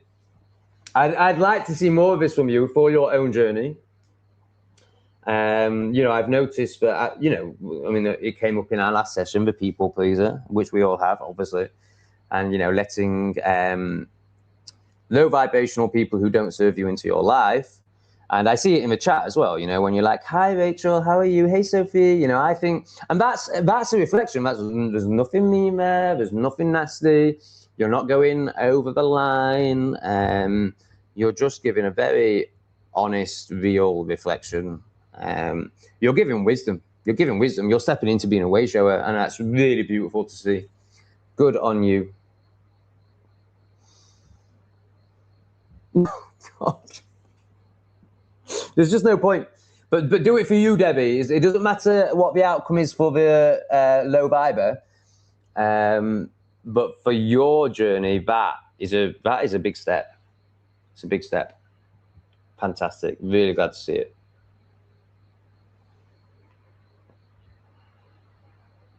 Here we go. I call it Vizzy Vest syndrome. Vizzy Vest.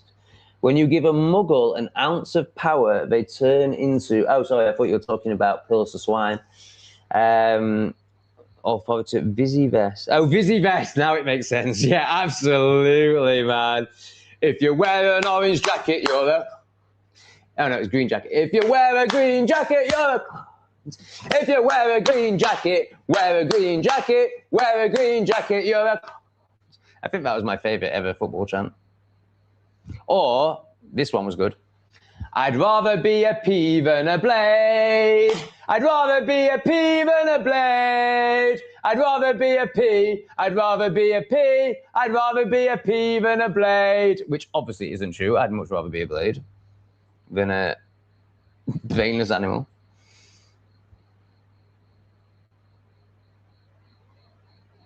Are you gay for me, Matt?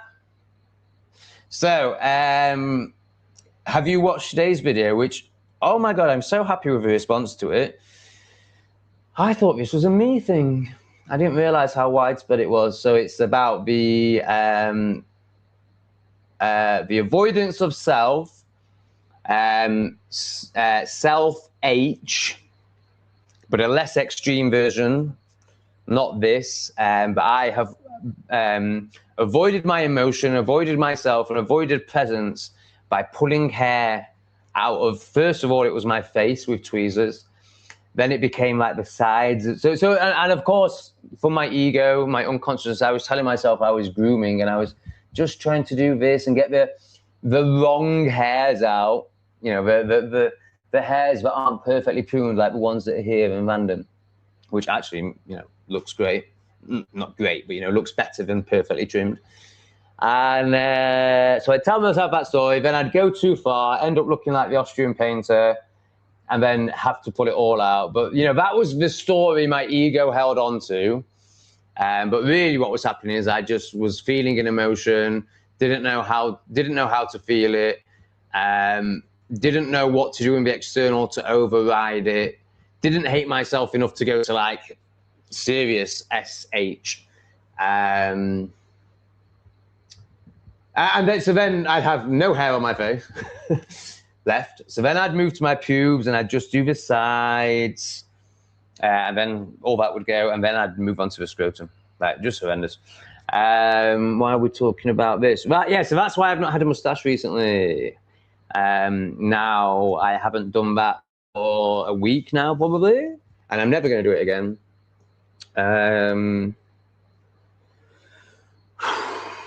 So yeah, so now I'm just back to just growing naturally. The bad thing is, what really pisses me off, and you know what, it doesn't really piss me off anymore. I just, you know, it's fine. But what was actually a really big deal for me growing up was I hit puberty really late. Like, it was embarrassing for a teenager. You know, like in PE, I remember I was probably 15 by the time I got my first armpit hair. And, you know, all my mates had like a fucking bush here and a bush here.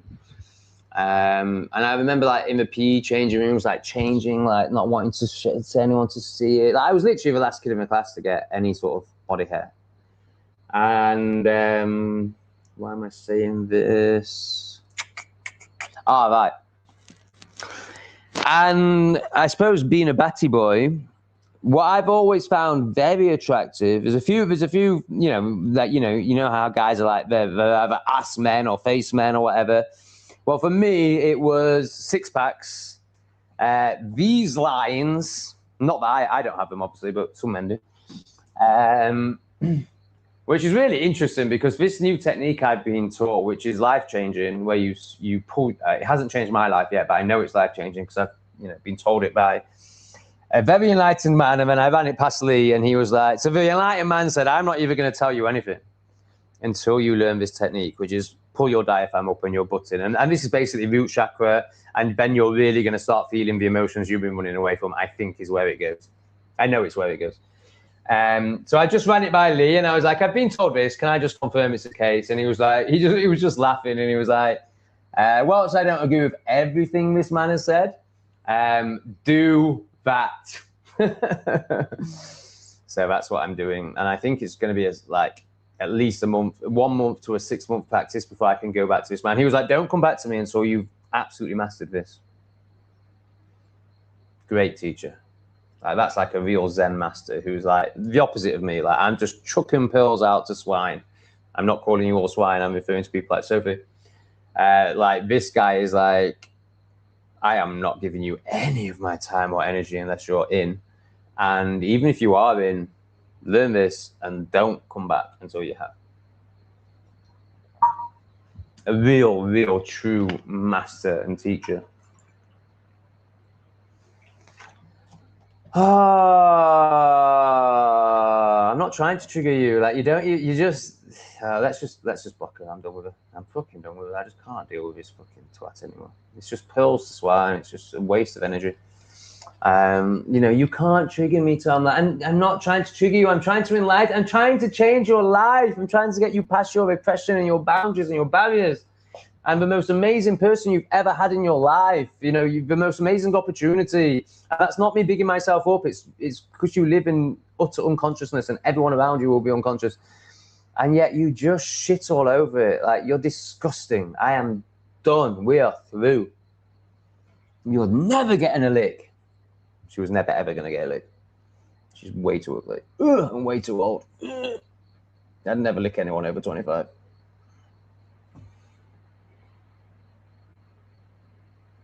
Yeah, it's so funny, isn't it? Like, you know, I mean, she just doesn't. She don't even know what she's saying. She has no integrity whatsoever. You know, she doesn't do anything she says. She's a fucking leaf blowing in the wind. A dead, decaying leaf blowing in the wind. That's all right, Matt. I don't do that shit anymore. I am celibate. I've just realised why won't you tell us what a tribe called means? And we've got no more comments, guys, so get them in if you want this stream to continue. Okay, I just realised I've been watching you on TV on Tom Greater X, but commenting on English refugee. I thought my messages weren't showing up. Major D. Yeah, we're all learning. We're all learning. I would imagine the answer is yeah, I mean, I'm almost certain that you can comment on either of them and it all shows up.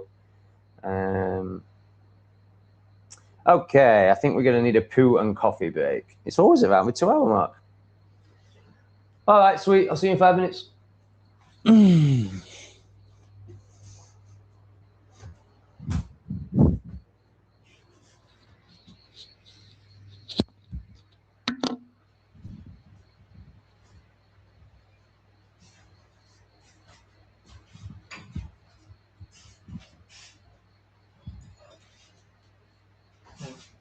Oh, did you hear that? We definitely need a poo break. My ass is farting.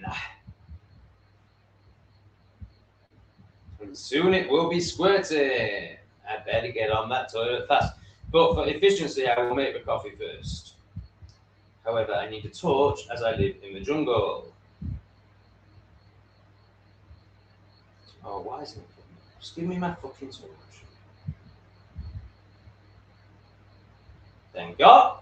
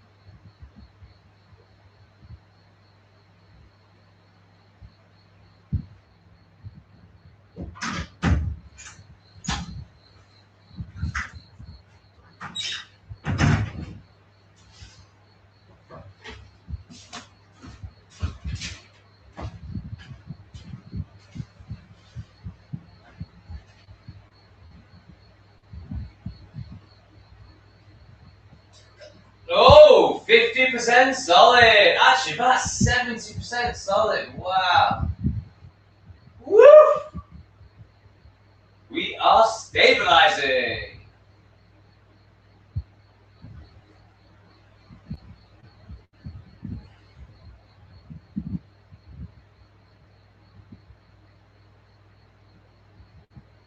Oh, it smells though. Fucking hell, what have I been eating?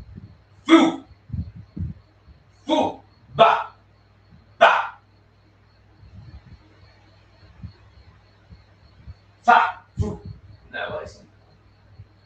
It's not ba, it's fa. Foo! Ba! And today I had Batite! But it won't sound like that. Because all the phonetics are different.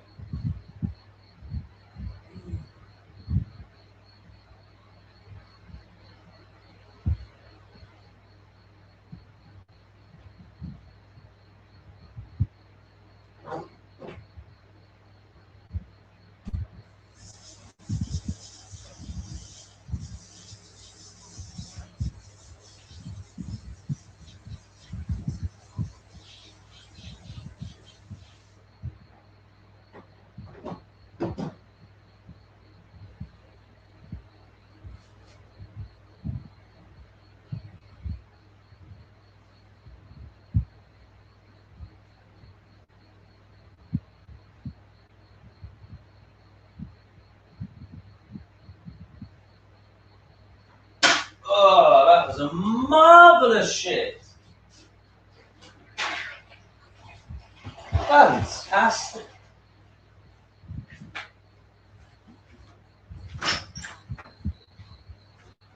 Oh, torch. Just get my coffee and then I'll be back.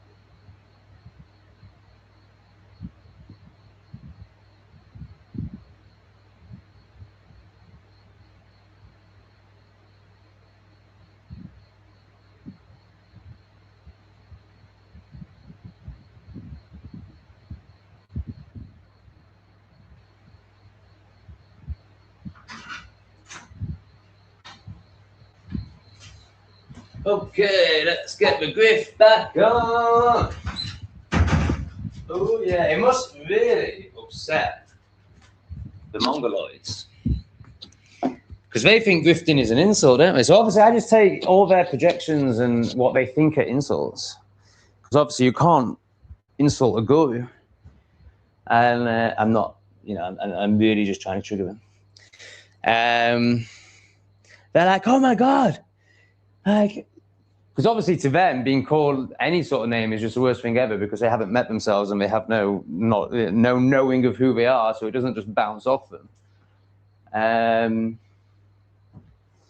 So they throw these silly little names. It's like, I mean, it's a whole racist thing, isn't it? When people think that calling you racist defeats your clear point that you don't want girls getting passed around grape gangs.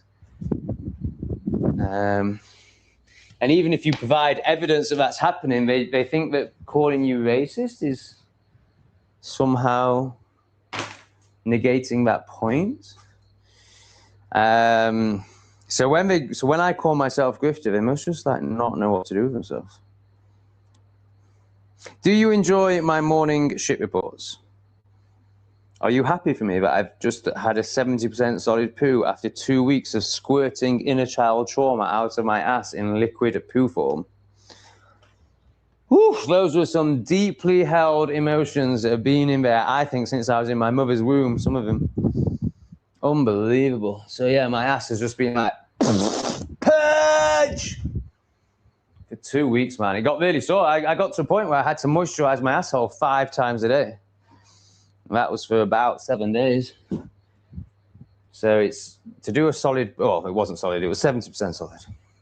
And of course, it always goes downhill. Is this just me, or does the poo scale just go downhill? I mean, I do a lot of pooing for sure. And I think it's purging, I really do. I also sweat a lot. I think my body is just designed to release because, you know, the universe knew what it was sending me here for.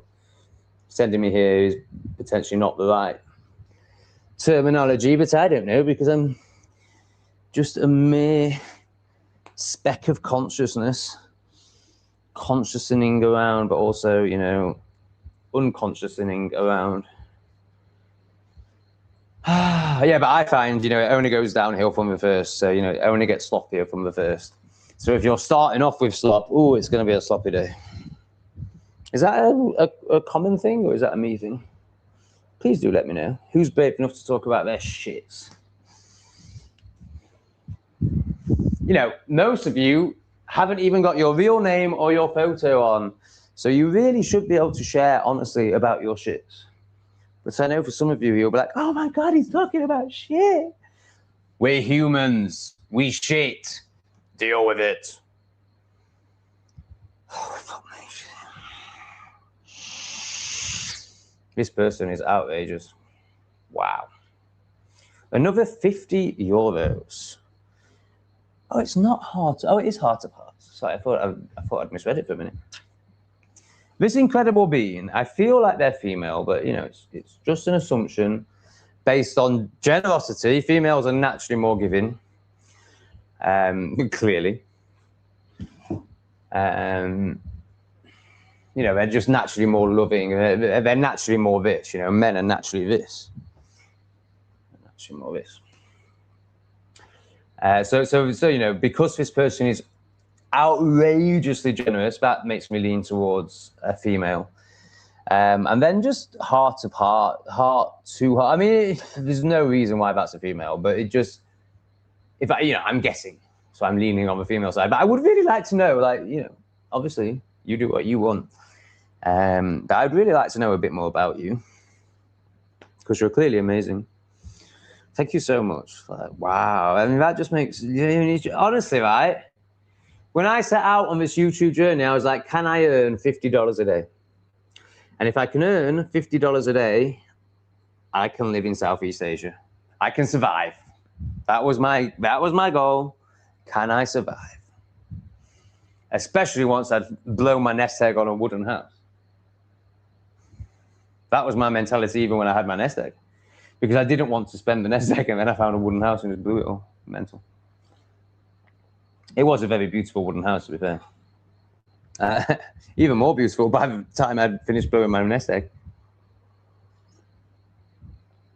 I think I dropped about...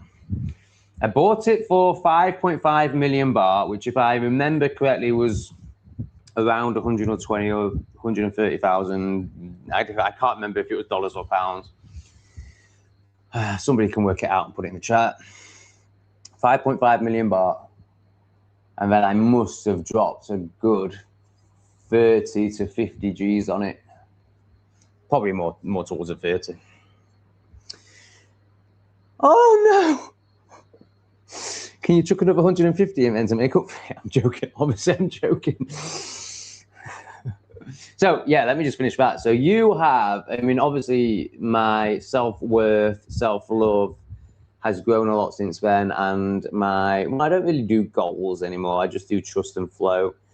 But my acknowledgement of my value has changed dramatically. So, yeah, £1,000 a month is no longer, you know, it's just not in my realm anymore.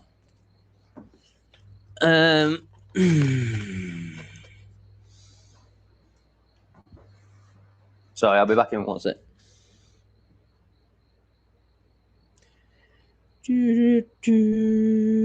But yeah, basically you are, you know, you're single-handedly providing my goal that I started out with when I became a content creator.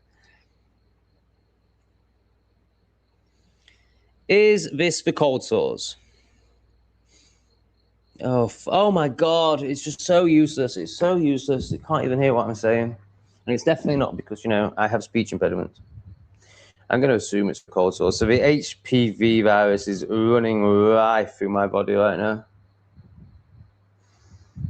It's on my foot, it's in my mouth, probably up my bum.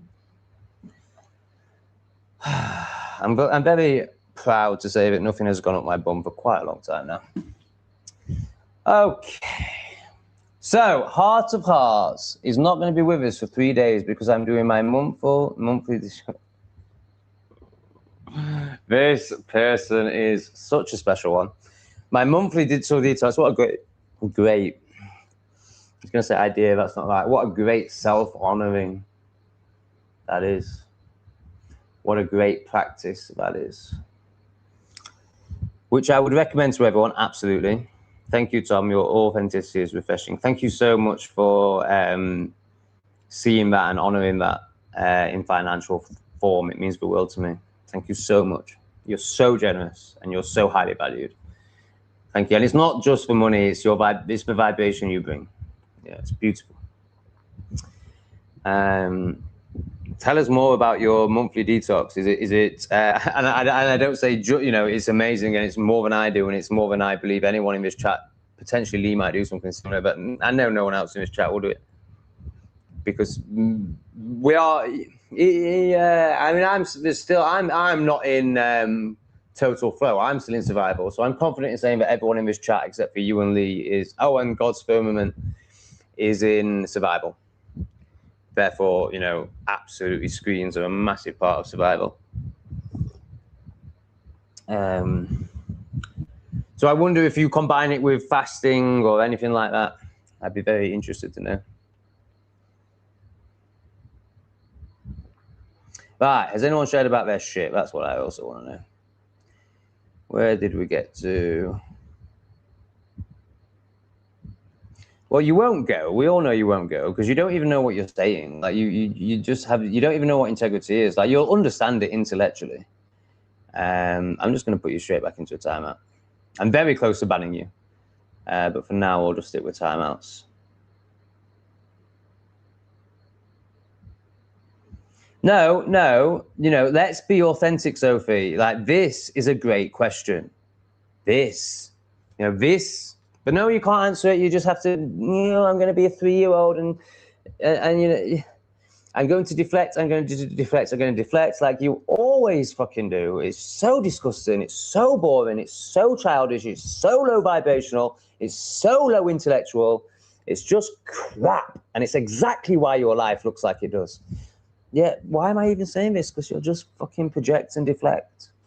But, you know, Debbie is trying to open a door for you here. You know, she's just asking you a question, and instead you make it into this silly little I don't even know what to call it. It's just so beyond my reality, like as in like fucking down there in hell. Yeah, you know, because you have self-respect. Because you have self-respect. Sophie has zero self-respect. Exactly. You know, the people that you look up to, Sophie, the people that you think might be your friends, they see you. They see you for what you are. And they're trying to help you, but you won't answer. You won't go in. You won't, it's not even going in. You can't even, from the ego, can't even consciously, like, you can't take any accountability whatsoever. You can't analyze yourself at all. Because if you did, oh my God, it would all crumble. All this pathetic story you live with would just crumble, which obviously would be for your greater good. But it would be scary at the time, and you're so scared. You're in complete fear. You're in complete survival. There's just no point you being here, Sophie. There's no point you being here. You're not ready for me. And I don't mean my fucking 8 inches. I mean just listening to my words. You are not ready. Yeah, so we're now multi-grifting. I'm paying $20 a month to StreamYard to stream on 3 channels. So we've got Kick for the first time. Don't know if that's worthwhile or not, but let's give it a go. We've got my current 2 YouTube channels. Now, when Not Today Satan comes back in a week, I'm going to have to upgrade my membership. Because also my ego really wants to be on Facebook, so all my former people in the New Age scene can see what an ultimate G I am now. And I guess we'll give X a go, and why not fucking insta-wank?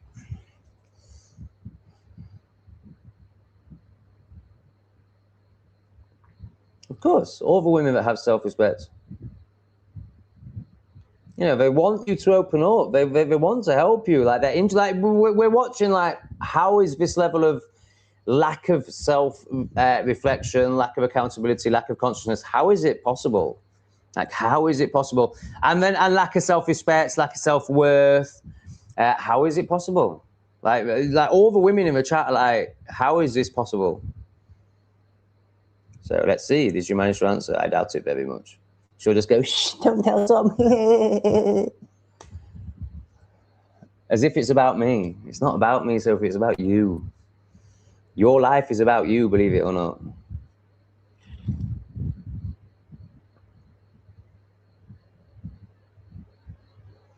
So we're getting down to the shit, which is what I want to get.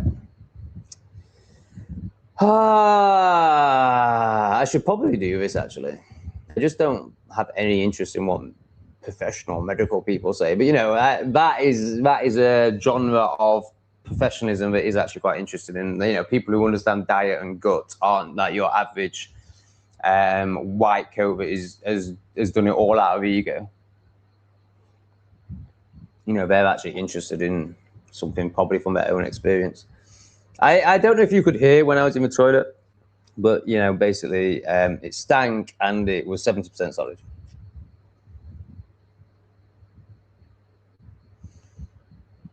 Must be amazing, mate. It's always been an issue for me. You know, it's very rare for me to have a log, and they feel so good. Like the way they stretch your hole and then just boop. So every now and again you get a spiky one though, don't you? And that's not fun. You know, I mean, I'm talking like, you know, bearing in mind I've probably only fucking done 1,000 solid shits in my life, which sounds like a lot, but it's not really, is it? I mean, obviously I'm just plucking this out of the air, but, you know, you know, for me to do like I'm talking log, I'm talking plot, I'm talking rather than like, I'm talking, boop. Honestly, you know, that could happen. It could be 10 times a year. It could also be 50, but I think it's closest to 10. So, you know, people call it irritable bowels, but it's not. It's emotional, it's trauma, it's purging. It's much deeper than obviously what they tell you. Oh God, it must be amazing to just go to the toilet and know you're going to do a solid poo. Not that it really matters. I suppose it's slightly demoralizing when I'm doing it on my walks. But it's not really. I mean, I'm just so used to it. I just think I just find it funny. You know, if I got upset every time I had to shit in the woods, then I'd be a very upset man. Now I just can't even begin to get my head around constipation. You know, obviously I'm the total opposite of that. I'm just a fucking gushing waterfall, a gushing ass waterfall. So I just can't even imagine. I mean, it sounds awful. Oh, now Debbie, not this Debbie. Debbie from Sheffield, who absolute OGs will know who I'm talking about. Oh my God, she never poos. Never poos. She might like be able to eke out a little cleg nut once a week. Like, so for me, constipation is constriction, is tightness in the muscle. It's like, you know, if you've been watching my bodywork videos, it's all linked to that. It's when you've been attacked. There's no criticism here. It's like the natural response to being attacked before you do like a shitload of self-work. Well, you know, you become contorted, and that's obviously what constipation is. So I obviously I'm the opposite of that. I've always leaned in, not necessarily consciously, but for 10 years I've leaned in consciously, and so I've always just been gushing. Well, actually, I was constipated for a week, but it's all fixed now since you ask. Well, thank you for sharing, Albus. That's for a woman. That says a lot about you, but you're willing to share stuff like that. Fantastic. So, do you relate to what I'm saying about why do you think your ass has been a waterfall for so long? Ah, there's a little recommendation for the constricted and contorted. Yeah, I love the sound it makes, that plop. But the downside is the toilet water, like when you just squirt and pebble dash the toilet bowl, you don't get any splashback. But when you do the plop, you get splashback. And if you're in like somewhere that, you know, if you're either a low viber or your cleaner is a low viber or your host, in my case, is a low viber, then they've put a load of poison in the cistern, and the poison splashes up your asshole. And my understanding is the asshole is very sensitive, because when I used to go out on the batty boy scene, they used to bang pills up that hole because it got into the bloodstream faster. So you don't want the poison in that hole. You don't want the poison anywhere, obviously. But definitely not up your hole.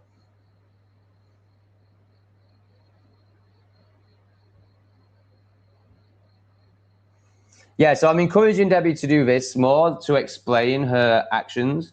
So there were a couple of people on the last stream who were great people. I can't remember who they were, but they were using words that YouTube don't like. One of them might have been Finn, but and I think one of them might have been Rachel, who's not a great person, but she's, you know, I think she's trying. Like Sophie's not even trying. I think Rachel's trying. I think she's just really, you know, handicapped intellectually and therefore obviously consciously as well.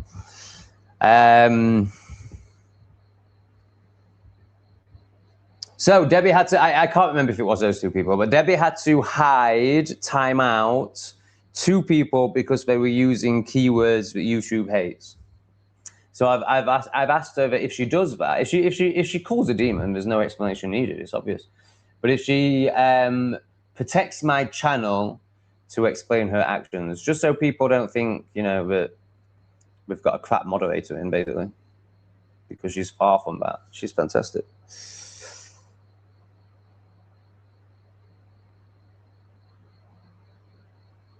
So I think this one needs to go. I mean, again, you may have already got rid of, and maybe I can just see. Yeah, there's definitely attention seeking in me. There's definitely an ego and inner child that is seeking the attention it never got from its father. But I can take accountability for it all, you know. And but also there is a wise one in me, a teacher in me.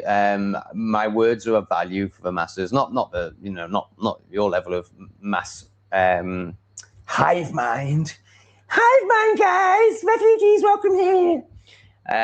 Obviously, it's totally wasted on you, but I am here to speak, and I'm here to guide people and teach people. And that's what I'll do. No matter how much the NPCs project. Exactly. We can all see you. We can all see you. Okay, ban. You've been erased with one click of a button. That is how insignificant you are. And you're so insignificant, no one wants to listen to you. You could never create a YouTube channel. You don't even get listened to in your fucking life unless you go and hang around with blue-haired people who aren't listening either.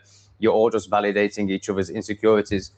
So yeah, no wonder you're jealous of this incredibly conscious, wise, articulate man. 3, 4 in the morning, 4 probably. Yeah, he's in Heart of Hearts, amazing man. Okay, we like this one. I like this person. I did an explosive specular. I think that means pebble dashing. Poo the other day. Somehow speckles end up all around the outside. Yeah, that's bad. It's not a problem for me because I have, they clean, not in this particular establishment, but in every establishment I've been in, you get regular cleaners. And even when I was in England, I would have a cleaner once a week. I've never cleaned. Obviously, I'm way too good for that. So I just love triggering them. And it's also true. So yeah, like if you have to clean your own toilet, that is a real downside of the squirt. Oh, I'm glad that Heart of Hearts is getting lots of loves. Ah, cool. Thank you for confirming. My intuition is not completely off. To be honest, I don't think it. Well, maybe there's got to be some intuition in there, but I think it was just evidence-based. And I guess, it's a 50-50 chance at the end of the day. So I went with a little evidence I had and maybe some tiny intuition. Well, again, you're just making assumptions. So I get, you're just trying to be negative. You're assuming that I want to stay in one place. Now, again, and there's no knowledge in this. Like this person knows nothing. Vietnam allow you to do 3 months, 3 months, 3 months, 3 months, 3 months, 3 months. If you don't cause any problems, I know expats that have been here for 10 years doing that. So Vietnam, no problem. Bali would have a problem with that. Thailand would have a problem with that. They'd want you to get on a more long-term visa that you pay more money for. But Vietnam, currently, that's not the case. Cambodia give out, I think it's 6-month visas. I haven't quite looked into the Laos situation, but I don't think you even have to do visa runs there. So you're just trying to, you're just projecting your fear vibration out there. I don't live in fear, and you're never going to make me live in fear. You're just a fucking R-word. Why am I seeing Sophie? Is it time to ban? Is it time to ban? Is a ban too much? What do you think, Debbie? Should we ban? Let's just put in time out for now. I mean, she is a big contributor, not to the live. She brings nothing to the live. She's just a low vibe shit show. But she does comment on all my videos, and she gets, because obviously she's looking for constant distraction from self. She responds to people. She is good for the algorithms and the analytics. But, I already have got to a point where I don't value, I value authenticity and wisdom and consciousness and creating a beautiful container of those sort of people way more than how many views did my YouTube channel get? But there is still that part of my ego, of course. And I can hear it. Fuck it, let's honor self and ban Sophie. Sophie is banned from all my channels. See you later. No, actually we won't. Go and annoy Raymond. And Raymond's way too conscious for you, man. I know you'll be throwing yourself at him. I know you will, but you can't afford to go to America, and you probably wouldn't even dare go to America. I bet you can't even travel on your own.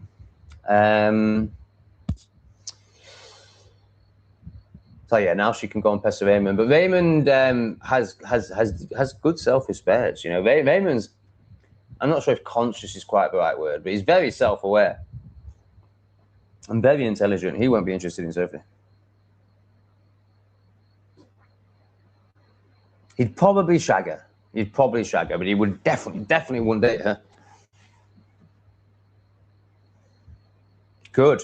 It shows. It absolutely shows. And that's not like, you know, that's consciousness, that's spirituality, that's moving up the vibrations. Like, a lot of unconscious people think shame is a good thing, and it is a teacher in some ways. And, you know, like when you see a bioweapon masturbating on the beach to children in public, like, I can understand why people are like, why do they have no shame? But it shouldn't come from shame. Are you telling me the only reason you don't masturbate over kids on the beach is because of your shame? No, it's because of your decency. I hope. Oh my God, Albus is amazing. A woman that can really talk about her poop. Yes, it splashes up, but the key is pooping a bit of the yeah. Oh my God, this one's an expert. This one is a pooing expert. So when I not so much anymore, because I don't really care unless there's poison in there, then of course. But you know, I used to be very germophobic, unconscious, because obviously some people allegedly would claim that germ theory was, you know, shockingly came in at exactly the right same time as the Rothschilds took over universities and medical care. Obviously just a coincidence. And before that, the world operated on something called terrain theory, which obviously is just Neanderthal and incorrect. And now that we believe the science, and now that science is a religion and we don't have to question anything, obviously it's germ theory. But terrain theory suggests that it's nothing to do with germs, that they don't exist, which is obviously incorrect for YouTube's purposes. And it's actually about your environment. So, you know, chemicals and what you eat. But of course, as we were programmed as a child from the TV adverts, that 1 in 3 people get the big C, and there's basically nothing you can do about it. It's just completely random, just like the Big Bang was random, just like this whole life is random. There's no synchronicity. There's no God. There's no spirit. You are just, it's just a massive randomness that this thing even exists. And when you're dead, and you might as well just, you know, be a bioweapon or act like a bioweapon, because there's going to be no consequences when you die. Digital detox 3 days and 4 days water fast every month. Do you do it at the same time? Is that, oh, of course it's life-changing. And this is what it shows. It shows. And the idiots will be like, oh, he's just saying this because she gives money. No, she gives money because of this. Do you get it? Are you starting to get it? Is anyone getting it? I think Debbie will get it. I think Tribe Called Duff will get it. I think few people will get it. I think Albus will get it. But I think a lot won't. A lot will be like, oh, he's just manipulating and grifting. Yes, I am. I'm not manipulating. I am grifting. Of course, it's life-changing, and it shows in the way you hold yourself, the way you walk, the way you give, the way you speak. You're amazing.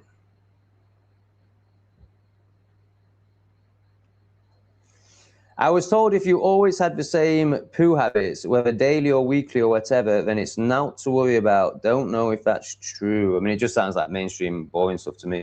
I'm much more into, like, you know, energetic, releasing, purging, seeing it as, you know, seeing it as what it is, which is everything's linked, you know. Body, mind, and soul, it's all linked. And you know, if you watch my bodywork videos, then you would absolutely know this, like the how trauma is trapped in the body, how that is linked to the perception of our mind and our level of consciousness. And then, of course, when you're doing these deep energetically cleansing and therefore moving of energy, emotion, and trauma, of course, there's going to be a physical representation of this. I mean, people who still use the word cold, I've got a cold. How are they so stupid? How do they not realize that that's the body purging? Of course. But what do? So the body purges on a, you know, let's say 3 times a year or something like that, because we live in a very, you know, deliberately poisonous environment, especially if you're living in a city and drinking tap water and, you know, all this crazy stuff, and spraying air fresheners and spraying deodorant on your glands. Like, oh my God, I just can't believe people do this. And then they get a cold, so the body has been attacked all year long. And it's going, right, big C is coming. Let's purge it out. Let's try and save this stupid fucking brain that is poisoning the rest of its body because it's completely disconnected from its body. And it thinks that the body is here to serve the brain rather than the other way around. And okay, like, it's stupid, it's killing us, but we're still going to serve it. Let's purge this out. And then the brain goes, oh no, I've got a cold. Let me take all these pills to stop the purge. Hands up, who's stupid enough to do that? I know that this one isn't.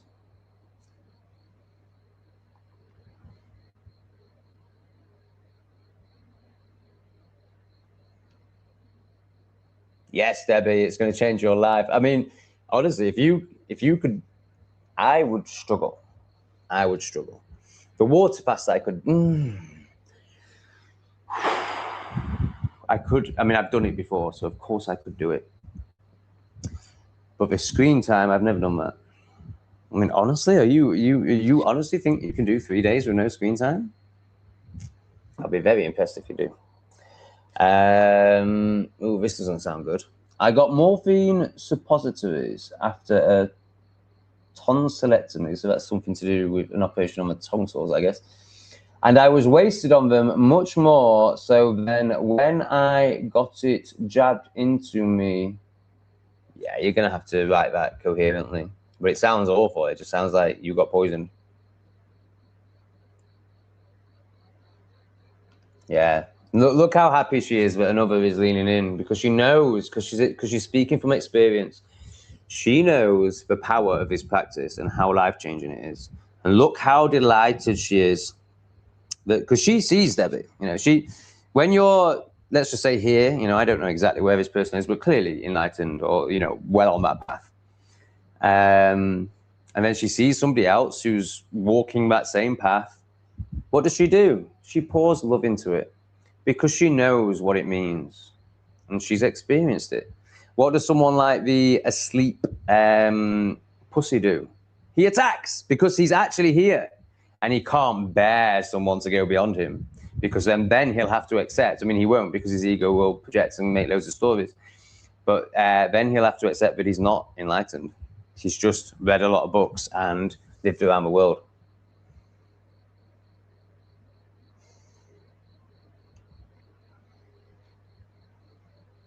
Wow, Albus, that's great. Well done. That's really, really, really great. But not done. Yeah, I think the digital screen time is another level. I mean, it's going to be different for everyone, but I think that's a stronger addiction than food, which is mad, because food you need to survive.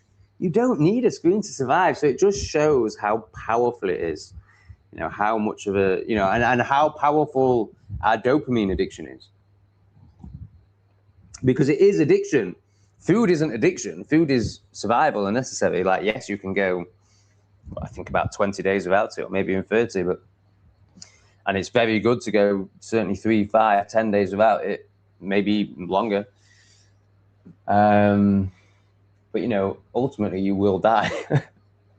Whereas if you never see a screen again, you won't have any physical negative effects. You'll only actually have positive ones. Yeah, for me, speaking from my personal point of view, and I will project that onto the chat, I think for the majority of people, like, you know, 90-odd%, but maybe even all, maybe, you know, I really think it's such a strong, you know, I mean, it's been designed to manipulate your dopamine receptors.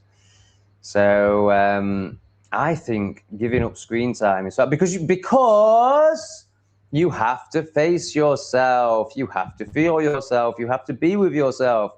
Whereas food is much more physical. Like, it does bring on all those things for sure. This is why fasting is so powerful, because it does take you internal for sure. But if you do it while staring at a screen and this and, you know, all the other coping mechanisms working, then you're not really going to meet yourself. It's going to be much more. It's still going to be worthwhile. It's going to be a great detox for your body, but it's only going to be physical rather than spiritual benefits. What have we done? 2 hours 43. Ooh. Hello, Mr. Sunshine. Can we see the butter? It's so hard to do this. There.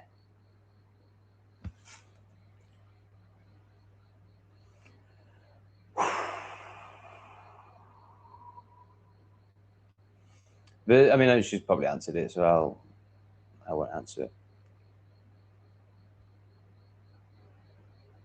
Oh, yeah, she's going to speak into screen TikToks.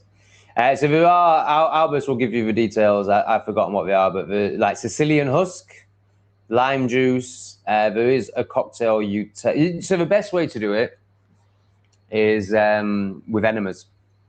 You know, if you really want to, you know, if you're going to do it, if you're going to put yourself through that, because it is very difficult for the ego and the personality that doesn't even exist, the ego. It's very difficult. So if you're going to do it, then I would really encourage you to get an enema kit as well, and you know, serve yourself in the best way, because doing it without the enemas is like just half doing it. You know, you're still going to get all the consciousness and meeting of self if you also take out the screen time and the distraction. But you know, essentially what you're doing, and Heart of Hearts will know better, but you're cleaning your system. And it takes a long time to release. You know, you'll be amazed. So I went on a retreat, a 7-day water fast retreat with an absolute expert, the Peyote shaman. He ran it. Absolute expert of the body. And you'll be amazed what starts coming out of your ass after like 5, 6, 7 days in these enemas. So if you're not doing these enemas, you're not going to clean the intestine walls. You're not going to remove gunk that has been there for years. I don't know if that's true, but you know, a long time. I think it's true in the intestine walls. So why go through that and not give your body the best benefits of it?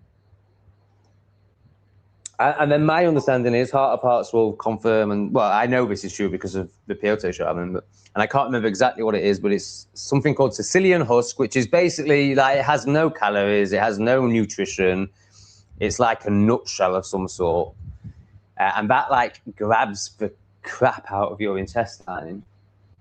And maybe lime juice, and I don't think lime juice, I can't remember what it is, it might be clay, I can't remember. Heart of Hearts will tell you. Right, so she's confirming what I suggested, that the screen detox is really hard to start.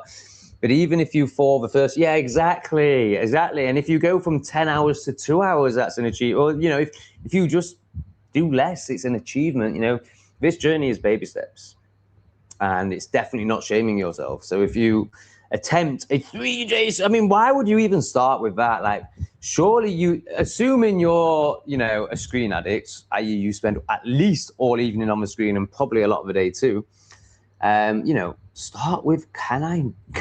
And I mean, like, if you're going, like, a lot of people will have YouTube, TV, football, whatever on, and be scrolling on their phone. Like, so you start with putting the phone down and just having that and feeling what it is you've been avoiding with the scrolling.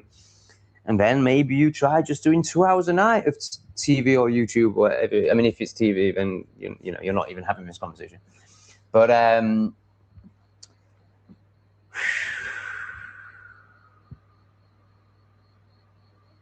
step by step, you know, don't go from don't try, because you're only gonna you know, but the likelihood is you're going to fail, which doesn't really exist, of course. It's all just lessons. But and then you might just go into a shame spiral, and I can't do this. You know, give yourself a chance and go step by step. I would suggest. What do you think, Heart of Hearts? Is that good advice?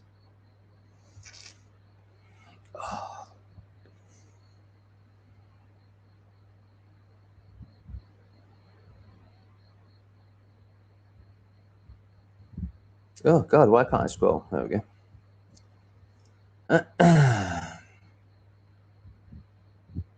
Yeah, I mean, this shit really needs planning. Like, you can't just be like, right, tomorrow I'm going to stop eating on screen time and still care for my 4 kids, and you know, you've got to. For me, if I was doing it, I would hire something like, and I know it's easy for me because I don't have a job and yada yada. I don't have kids, but I would, you know, right, what's my environment going to be? How am I going to best support myself through this? Do I need a retreat? Do I literally need to be in a group of people who are all doing it to keep the motivation? I mean, to be honest, I've never done it without that. So I've done a 7-day retreat, and then I think it was 5 days at the community center, and 4 of us did it. And that gives accountability. I mean, maybe we could do it together, Debbie, perhaps. Yeah, I need to fast. Yeah, if you're up for that, Debbie, then we could do it at the same time, and then that kind of keeps us accountable. Yeah, that's a really good idea, actually. I'm not doing screen time there, fuck that. I'll just do the physical side. Because I know my limits, you know, I know I'm not ready for that.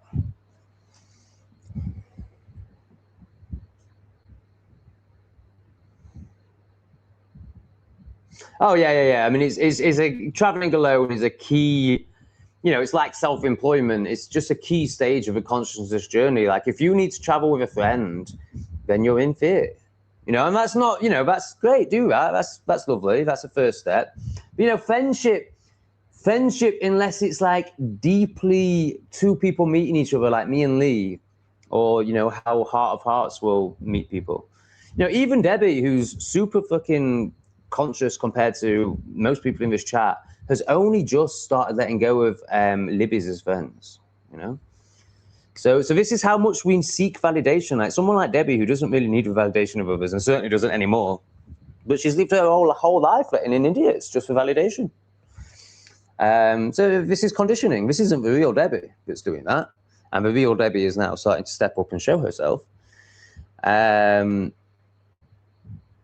So yeah, I mean, I just couldn't think of anything worse. I mean, you know, if I was in love with somebody, not that really exists, but if I was telling myself that story, then I would travel with them, obviously.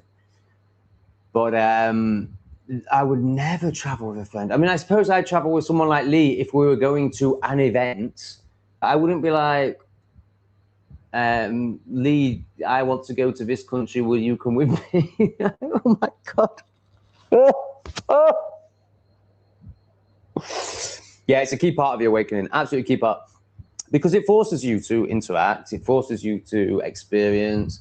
It's taking responsibility, essentially. You know, you're becoming responsible for self rather than relying on others. Like Libby's, unconscious, NPCs, we just rely on others. Like, hence the whole blue-haired, chop your penis off furry crowd, you know? Like, they're just mirroring each other. They don't know who they are. I mean, to the point where they're dressing up as dogs because they're so scared of who they are. Like, they want to become something else.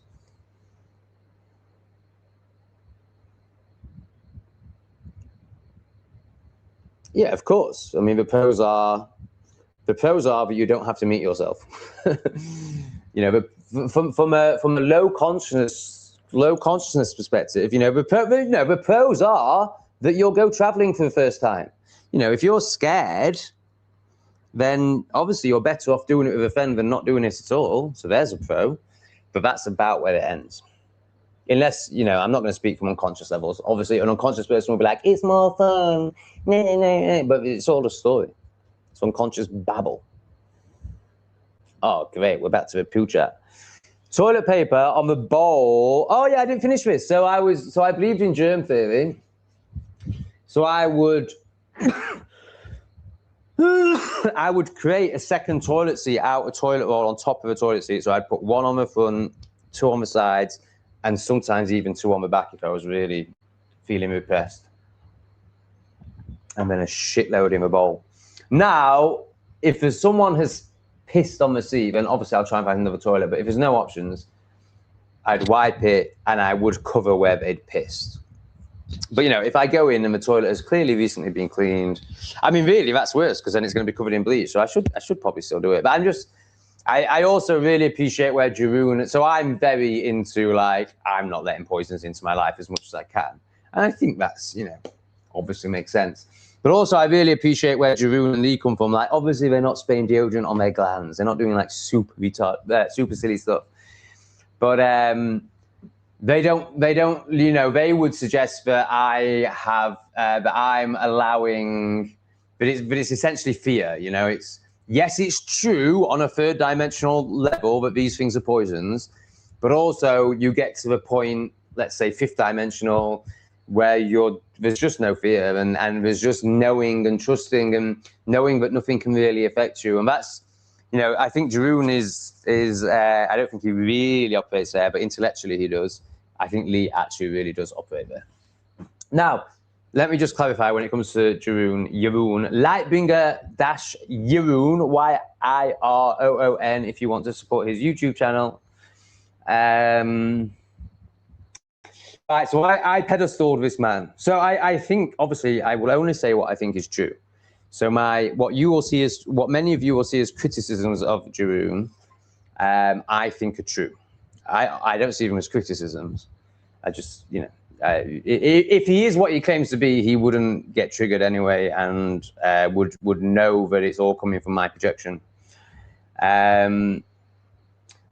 So I don't think it is projection. I think everything I say about him is true, but I also acknowledge that I pedestaled him, and I'm embarrassed about that. My ego is like, oh my God, as if you pedestaled him. He's full of spiritual stories. Like, how did you pedestal him?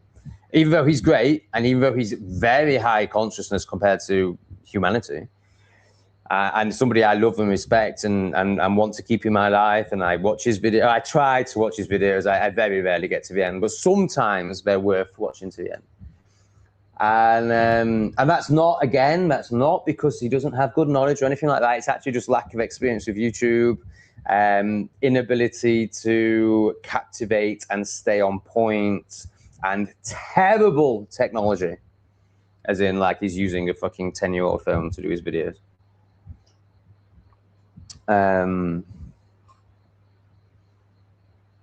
So definitely, because there's a part of me that is embarrassed that they pedestaled him, now that part of me, the ego, wants to knock him down.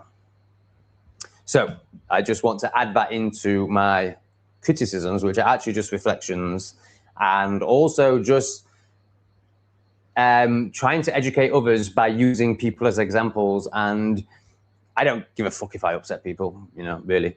But also, if he is what he claims to be, he won't be upset anyway. And if he is upset, then he's not what he claims to be, and he needs to do the work. Well, I mean, it's the ultimate question, isn't it? The furthest I've got to with it is that consciousness is experiencing itself through whatever this is. So consciousness has created this. For a long time, I believed it was to escape itself, but I think that came through my sphere of wanting to escape. I've moved more to, oh, can we get rid of a light? Not really.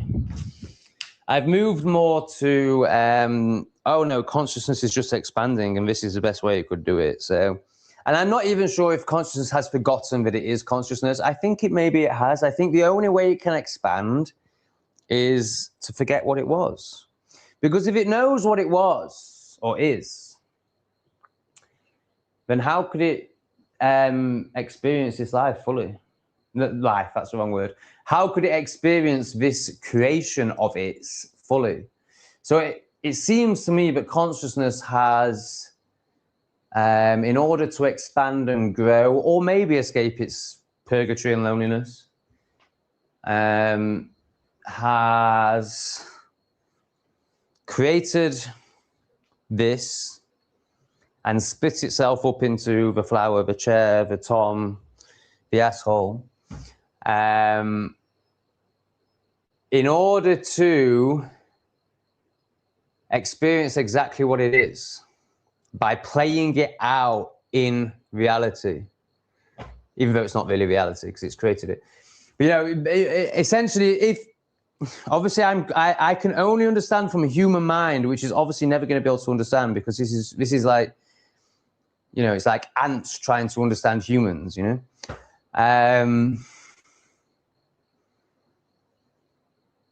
Oh, what was my?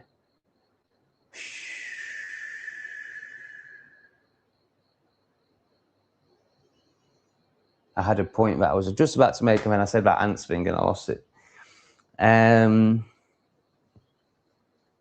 I think I've pretty much answered the question as best as I can. But there was one less to it.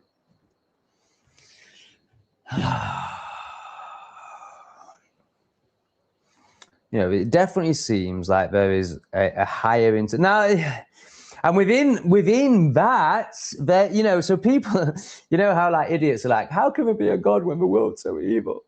Well, just word God is obviously programming, but if consciousness needs to experience itself, then it's all of it. It's the light and the dark. It's the yin and the yang. And it's created this dualistic environment, light and dark, yes and no, right and wrong, which is only able to be created because it's held in duality, oneness, non-duality, oneness. But let's not get into that. Because I can barely speak into that. I only have a vague intellectual understanding of it, not an experiential one.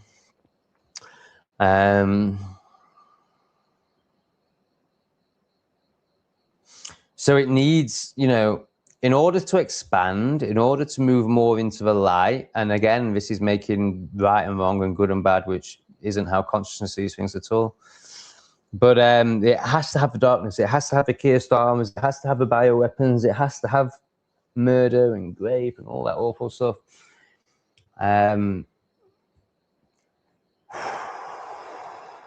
Because it's only through playing out the shadow, or at least seeing and acknowledging the shadow, if it's, from a human perspective, obviously you can't play out every shadow.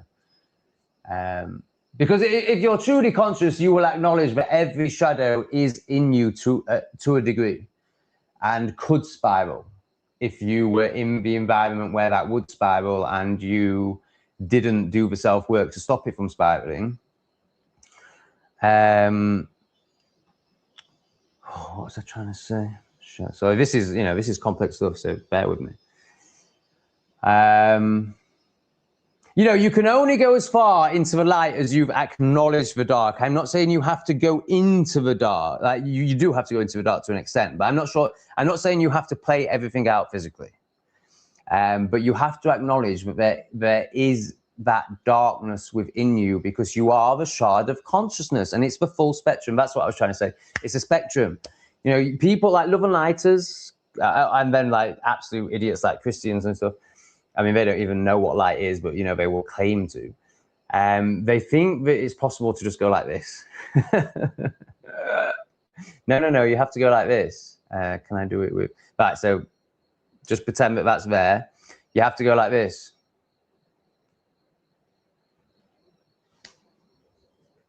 You can only shine as lightly as you've acknowledged your darkness.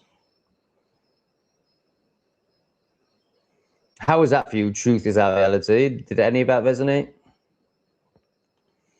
I babysat for a wee girl who suffered really bad pain with constipation. Yeah, it must be agony, man. It's just like you're just clogged full of shit. It must be agony. But then it's an external reflection of the internal. Your energy system is poo. Your vibration is poo. And it manifests externally as a big load of poo in your intestine. Honestly, the bum gun of Asia would really help these people. Like, that gets me going. Not that I need to get going, sorry. But after I've squirted and think I finished, I use that and I'm like, oh, no, there's more. Her mum got in Leyline's energy healer, who moved her bed to a different position. Wow. That's incredible. It's a bit of a shame, because really it would have been better if she'd have done the self-work. But wow, that just says it all, doesn't it? I love how the low vibers, who believe that the pyramids were built by slaves and stuff like that, don't even realize like that these places. Obviously not what, like, they actually just think that they built a load of slaves without technology, built stuff that's impossible to build without technology we've never seen before, to bury some mummies.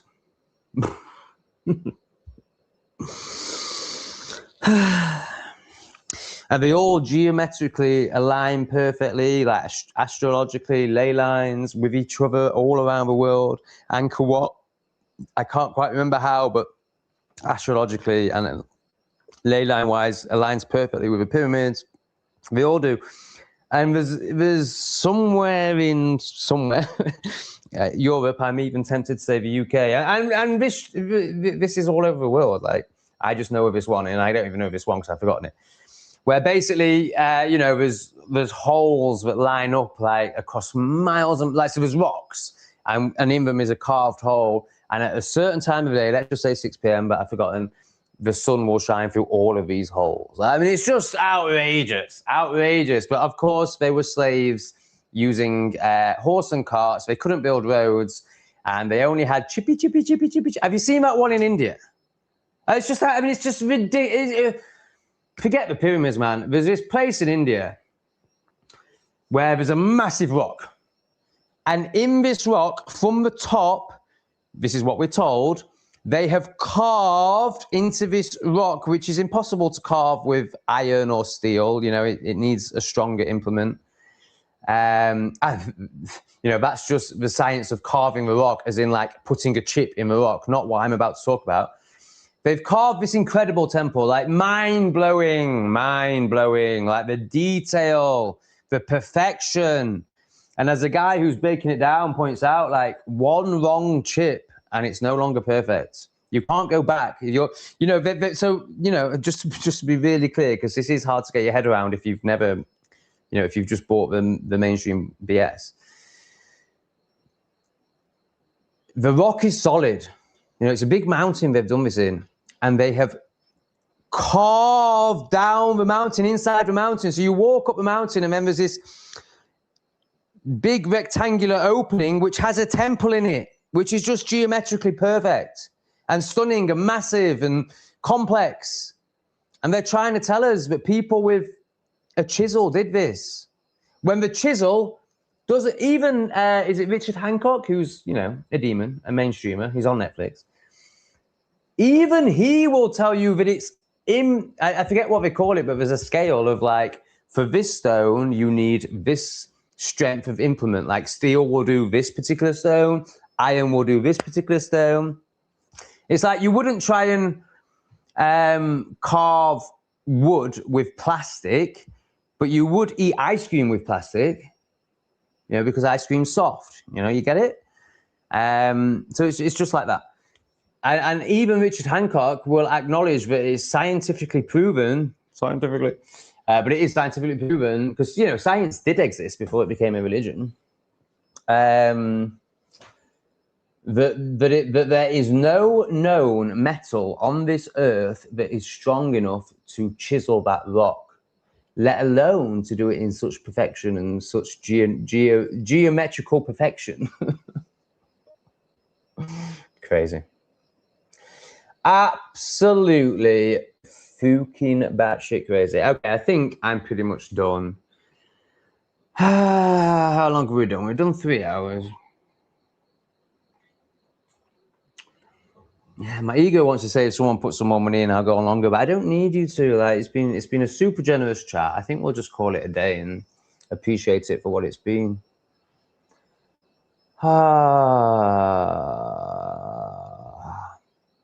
Matt, are you special needs? Like, I know you're a nice person and you're a supporter, but I have to say your comments are incredibly low intellect, and I even wonder if you're special needs because you can barely write. Sorry, I feel bad saying that because you are a supporter, but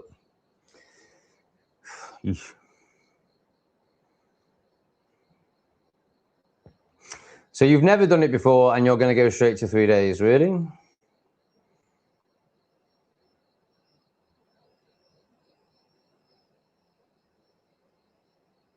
Yeah, I can see you.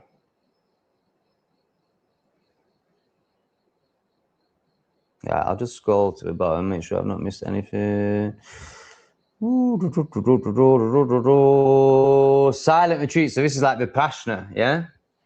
Yeah, I mean, that for me, that's the ultimate. And so obviously, different modalities of your ultimate healing for different people. So if you're very feminine, soft, open, naturally quite loving, then your biggest teacher is going to be something very masculine and harsh. So, you know, peyote, for example, a plant medicine, or iboga, or yeah, I think any plant medicine, but ayahuasca is definitely more feminine. However, if you're like me and you're masculine and brutal and harsh with yourself and therefore others, then your biggest therapy is the opposite, which is softness, feminine, beauty, and that's Vipassana. That's silence and meditation, and I mean it could also be quite masculine, but I might not be quite that, but basically, the opposite of what you are is going to be your biggest healing is going to be your biggest medicine. So obviously, I've lived my life as an absolute manic, what doctors would call ADHD, even though it's actually just the hunter of the tribe that can't be brainwashed in modern society. They want to label any kid that won't sit at a desk at the age of 5 for 9 hours a day or whatever it is as ADHD. No, don't be ridiculous. I'm just alive. But that's let's just use the word manic. So of course, sitting still is going to be my biggest teacher. But if you're naturally very able to do that, okay, great, Debbie, let's do it. Let's do it. Maybe we could. Should we let some plebs in or not? Should we just do us, or should we expand it? I'm just thinking maybe we could do a little group. No, I don't want to speak to people unless I'm getting money. I don't know, if some of the good people want to do it, those that serve and reflect the service, so, those that really support me,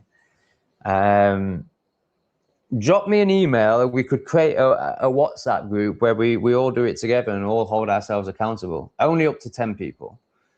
I'm not going to charge for it, but you are going to have to be a supporter like this guy who is a member. Thank you so much for your support, brother. I assume, brother. Could be sister.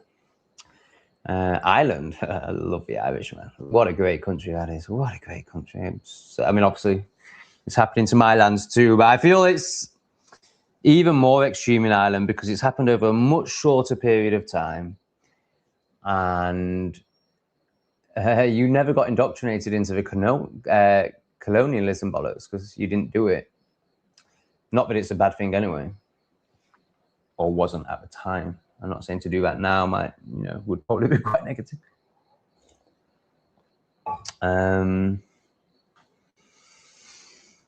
I just love the Irish. If I'm honest, I don't like to say it, but I respect the Irish more than the English. I suppose that's because I've never experienced English. By the time I was born, we were already completely indoctrinated. When I went to Ireland, of course, there was a lot of indoctrination. But I did the, what's it called? Your amazing coastal road. I want to say something 500. But you have this famous coastal road, which obviously to you, you've always known and has always been famous and always been wonderful. But they marketed it about, it could be 20 years ago, but they gave it a name and marketed it to the masses. And then idiots like me turned up in camper vans and did it. And one of the best experiences of my life. Absolutely incredible. Oh yeah, that's what I was saying. And it was Ireland. Obviously, this is before the invasion.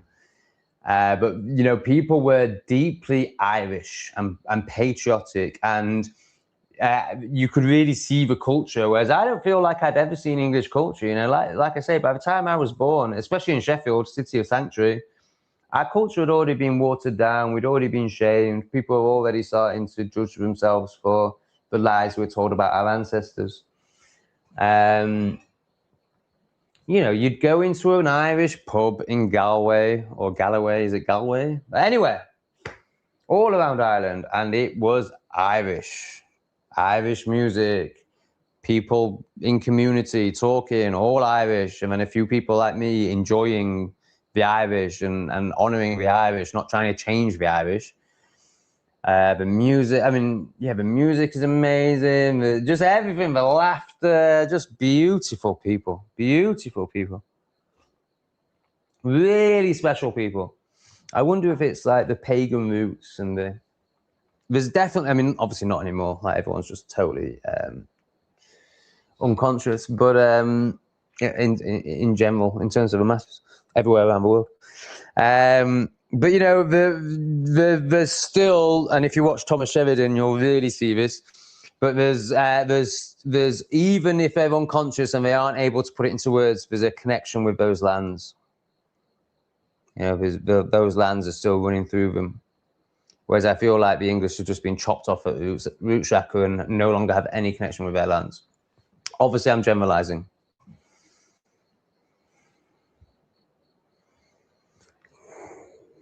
Are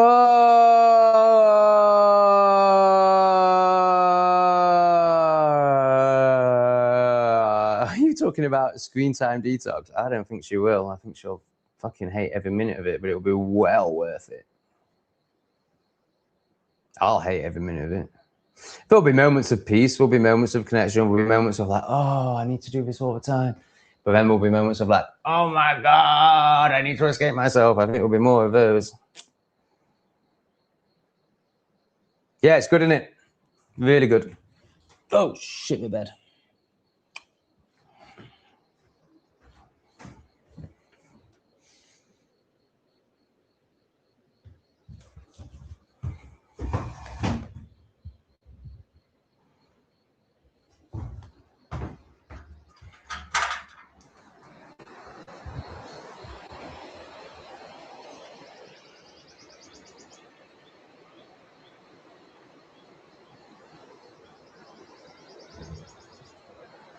Glorious. One of the most beautiful places I've ever been. Nam Ban in Vietnam.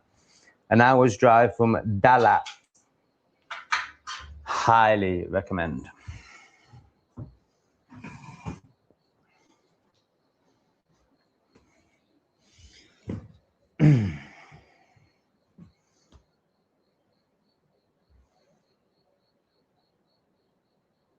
Oh, is Wiccan in the house? Have you realized you've been given some powers, Wiccan?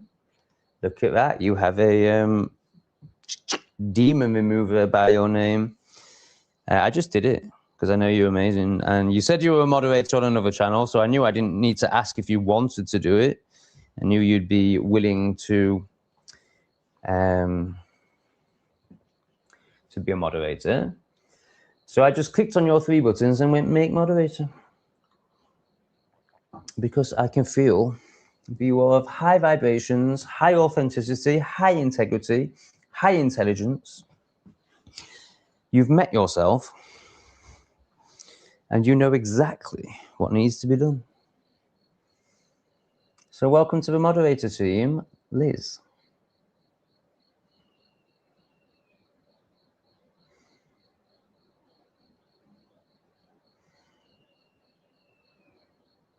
Yes, of course.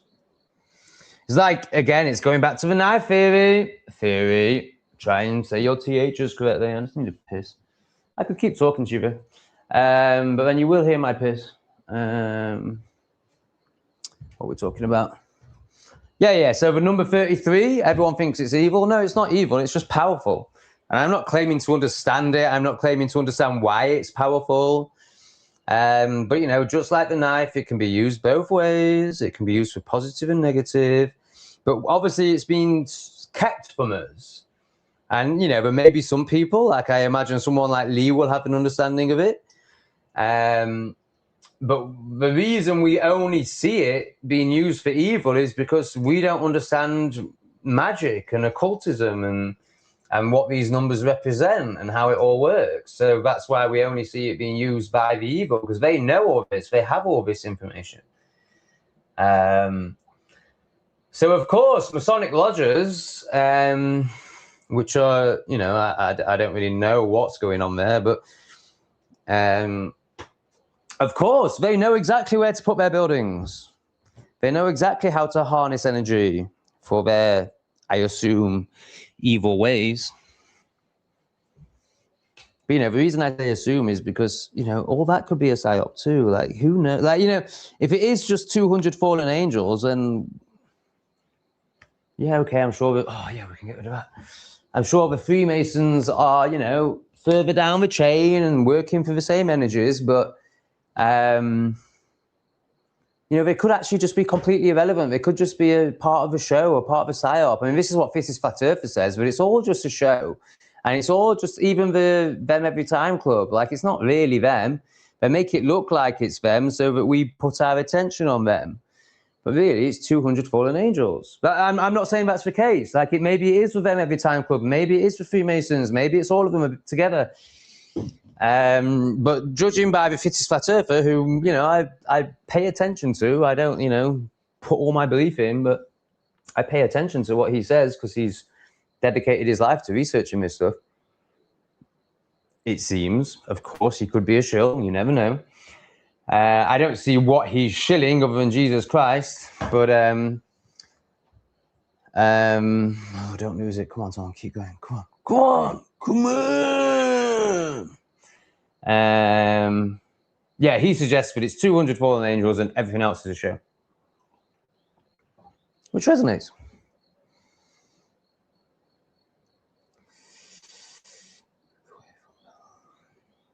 Yeah, I would actually disagree. I would say it's the other way around. I would say delve into the shadow, do the shadow work, and then your light will appear. You can't just go into the light. You know, this is ego, personality, love and light, Christianity, falseness, ego lying to you so you don't do the work and you don't really shine your light.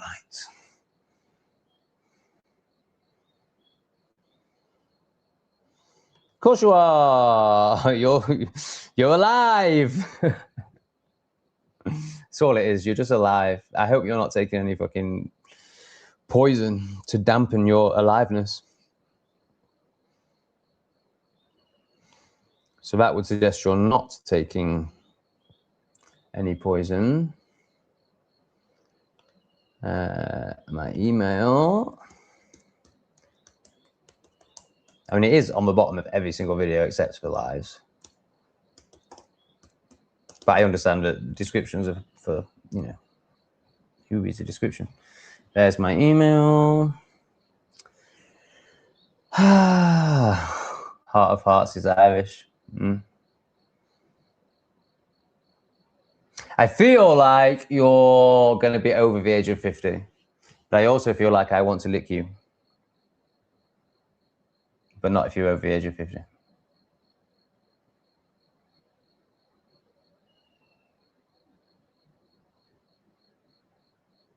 And I'm not suggesting for a minute that you would want me to lick you.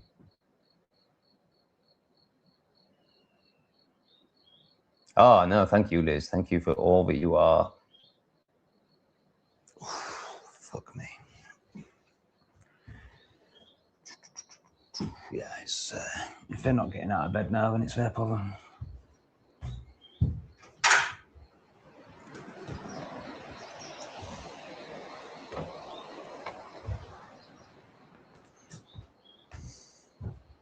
It's Vietnam, baby. We all get up at 6 a.m. in Vietnam. The locals do anyway. But the Russian next door, she's very depressed. She thinks she's a channeler, bless her. Oh my God. She's very depressed. She really struggled with when I told her about the Them Every Time Club. Because she went to Israel. But she was like, I've been to Israel. And I was like, yeah. Does that mean, like what? You know, these women, and men, but you know, it's very much more profound in women, where they just say these ridiculous things like, I met a black person once. Yeah. Are you trying to make a point? Well, she's one of them, but she thinks she's a channeler. Super depressed, super miserable. Doesn't get out of bed till about 10 a.m.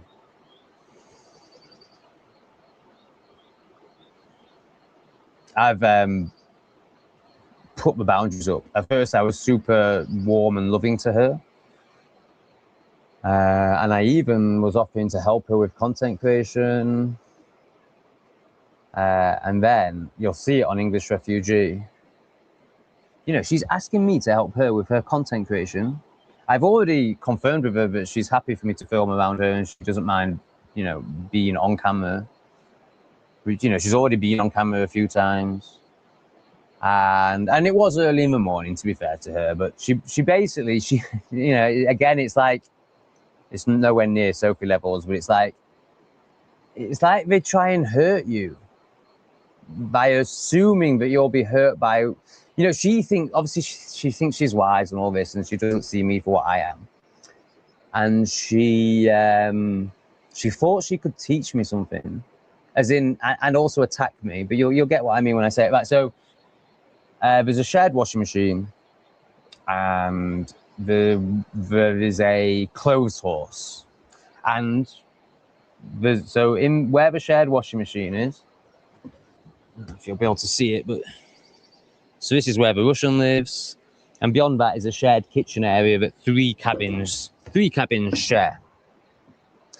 And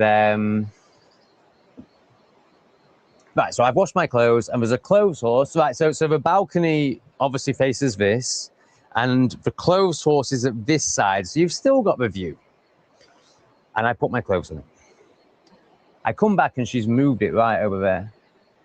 And obviously I don't give a fuck. I'm just like, as long as you haven't taken my clothes off the horse, I don't care where the horse is. I barely even notice it. But of course she thinks it's a big deal. And it's going to be a big deal for me. Obviously not. I'm not a retard.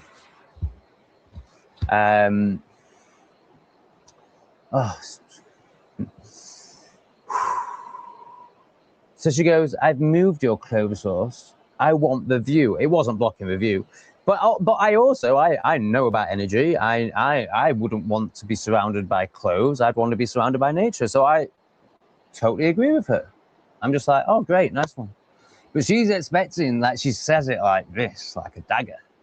And she's expecting me to go, oh, I did something wrong. Oh, your teacher, oh, I'm so sorry. Great channeler one who can't get out of bed before 10 in the morning because you're so depressed.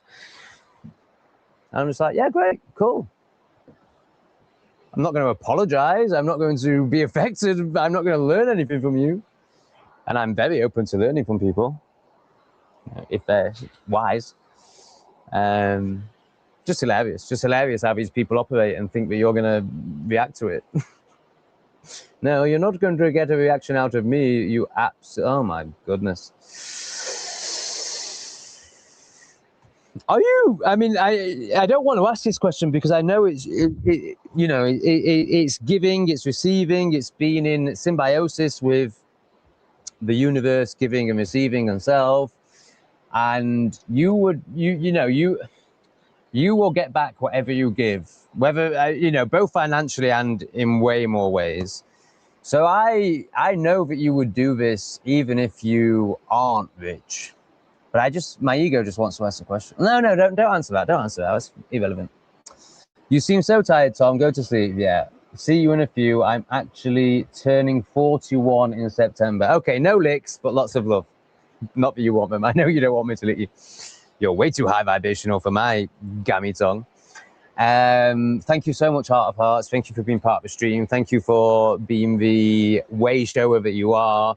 Thank you for inspiring the mongoloids like me and Debbie, in comparison to you. I love you. And you're right. I'm going to take your advice.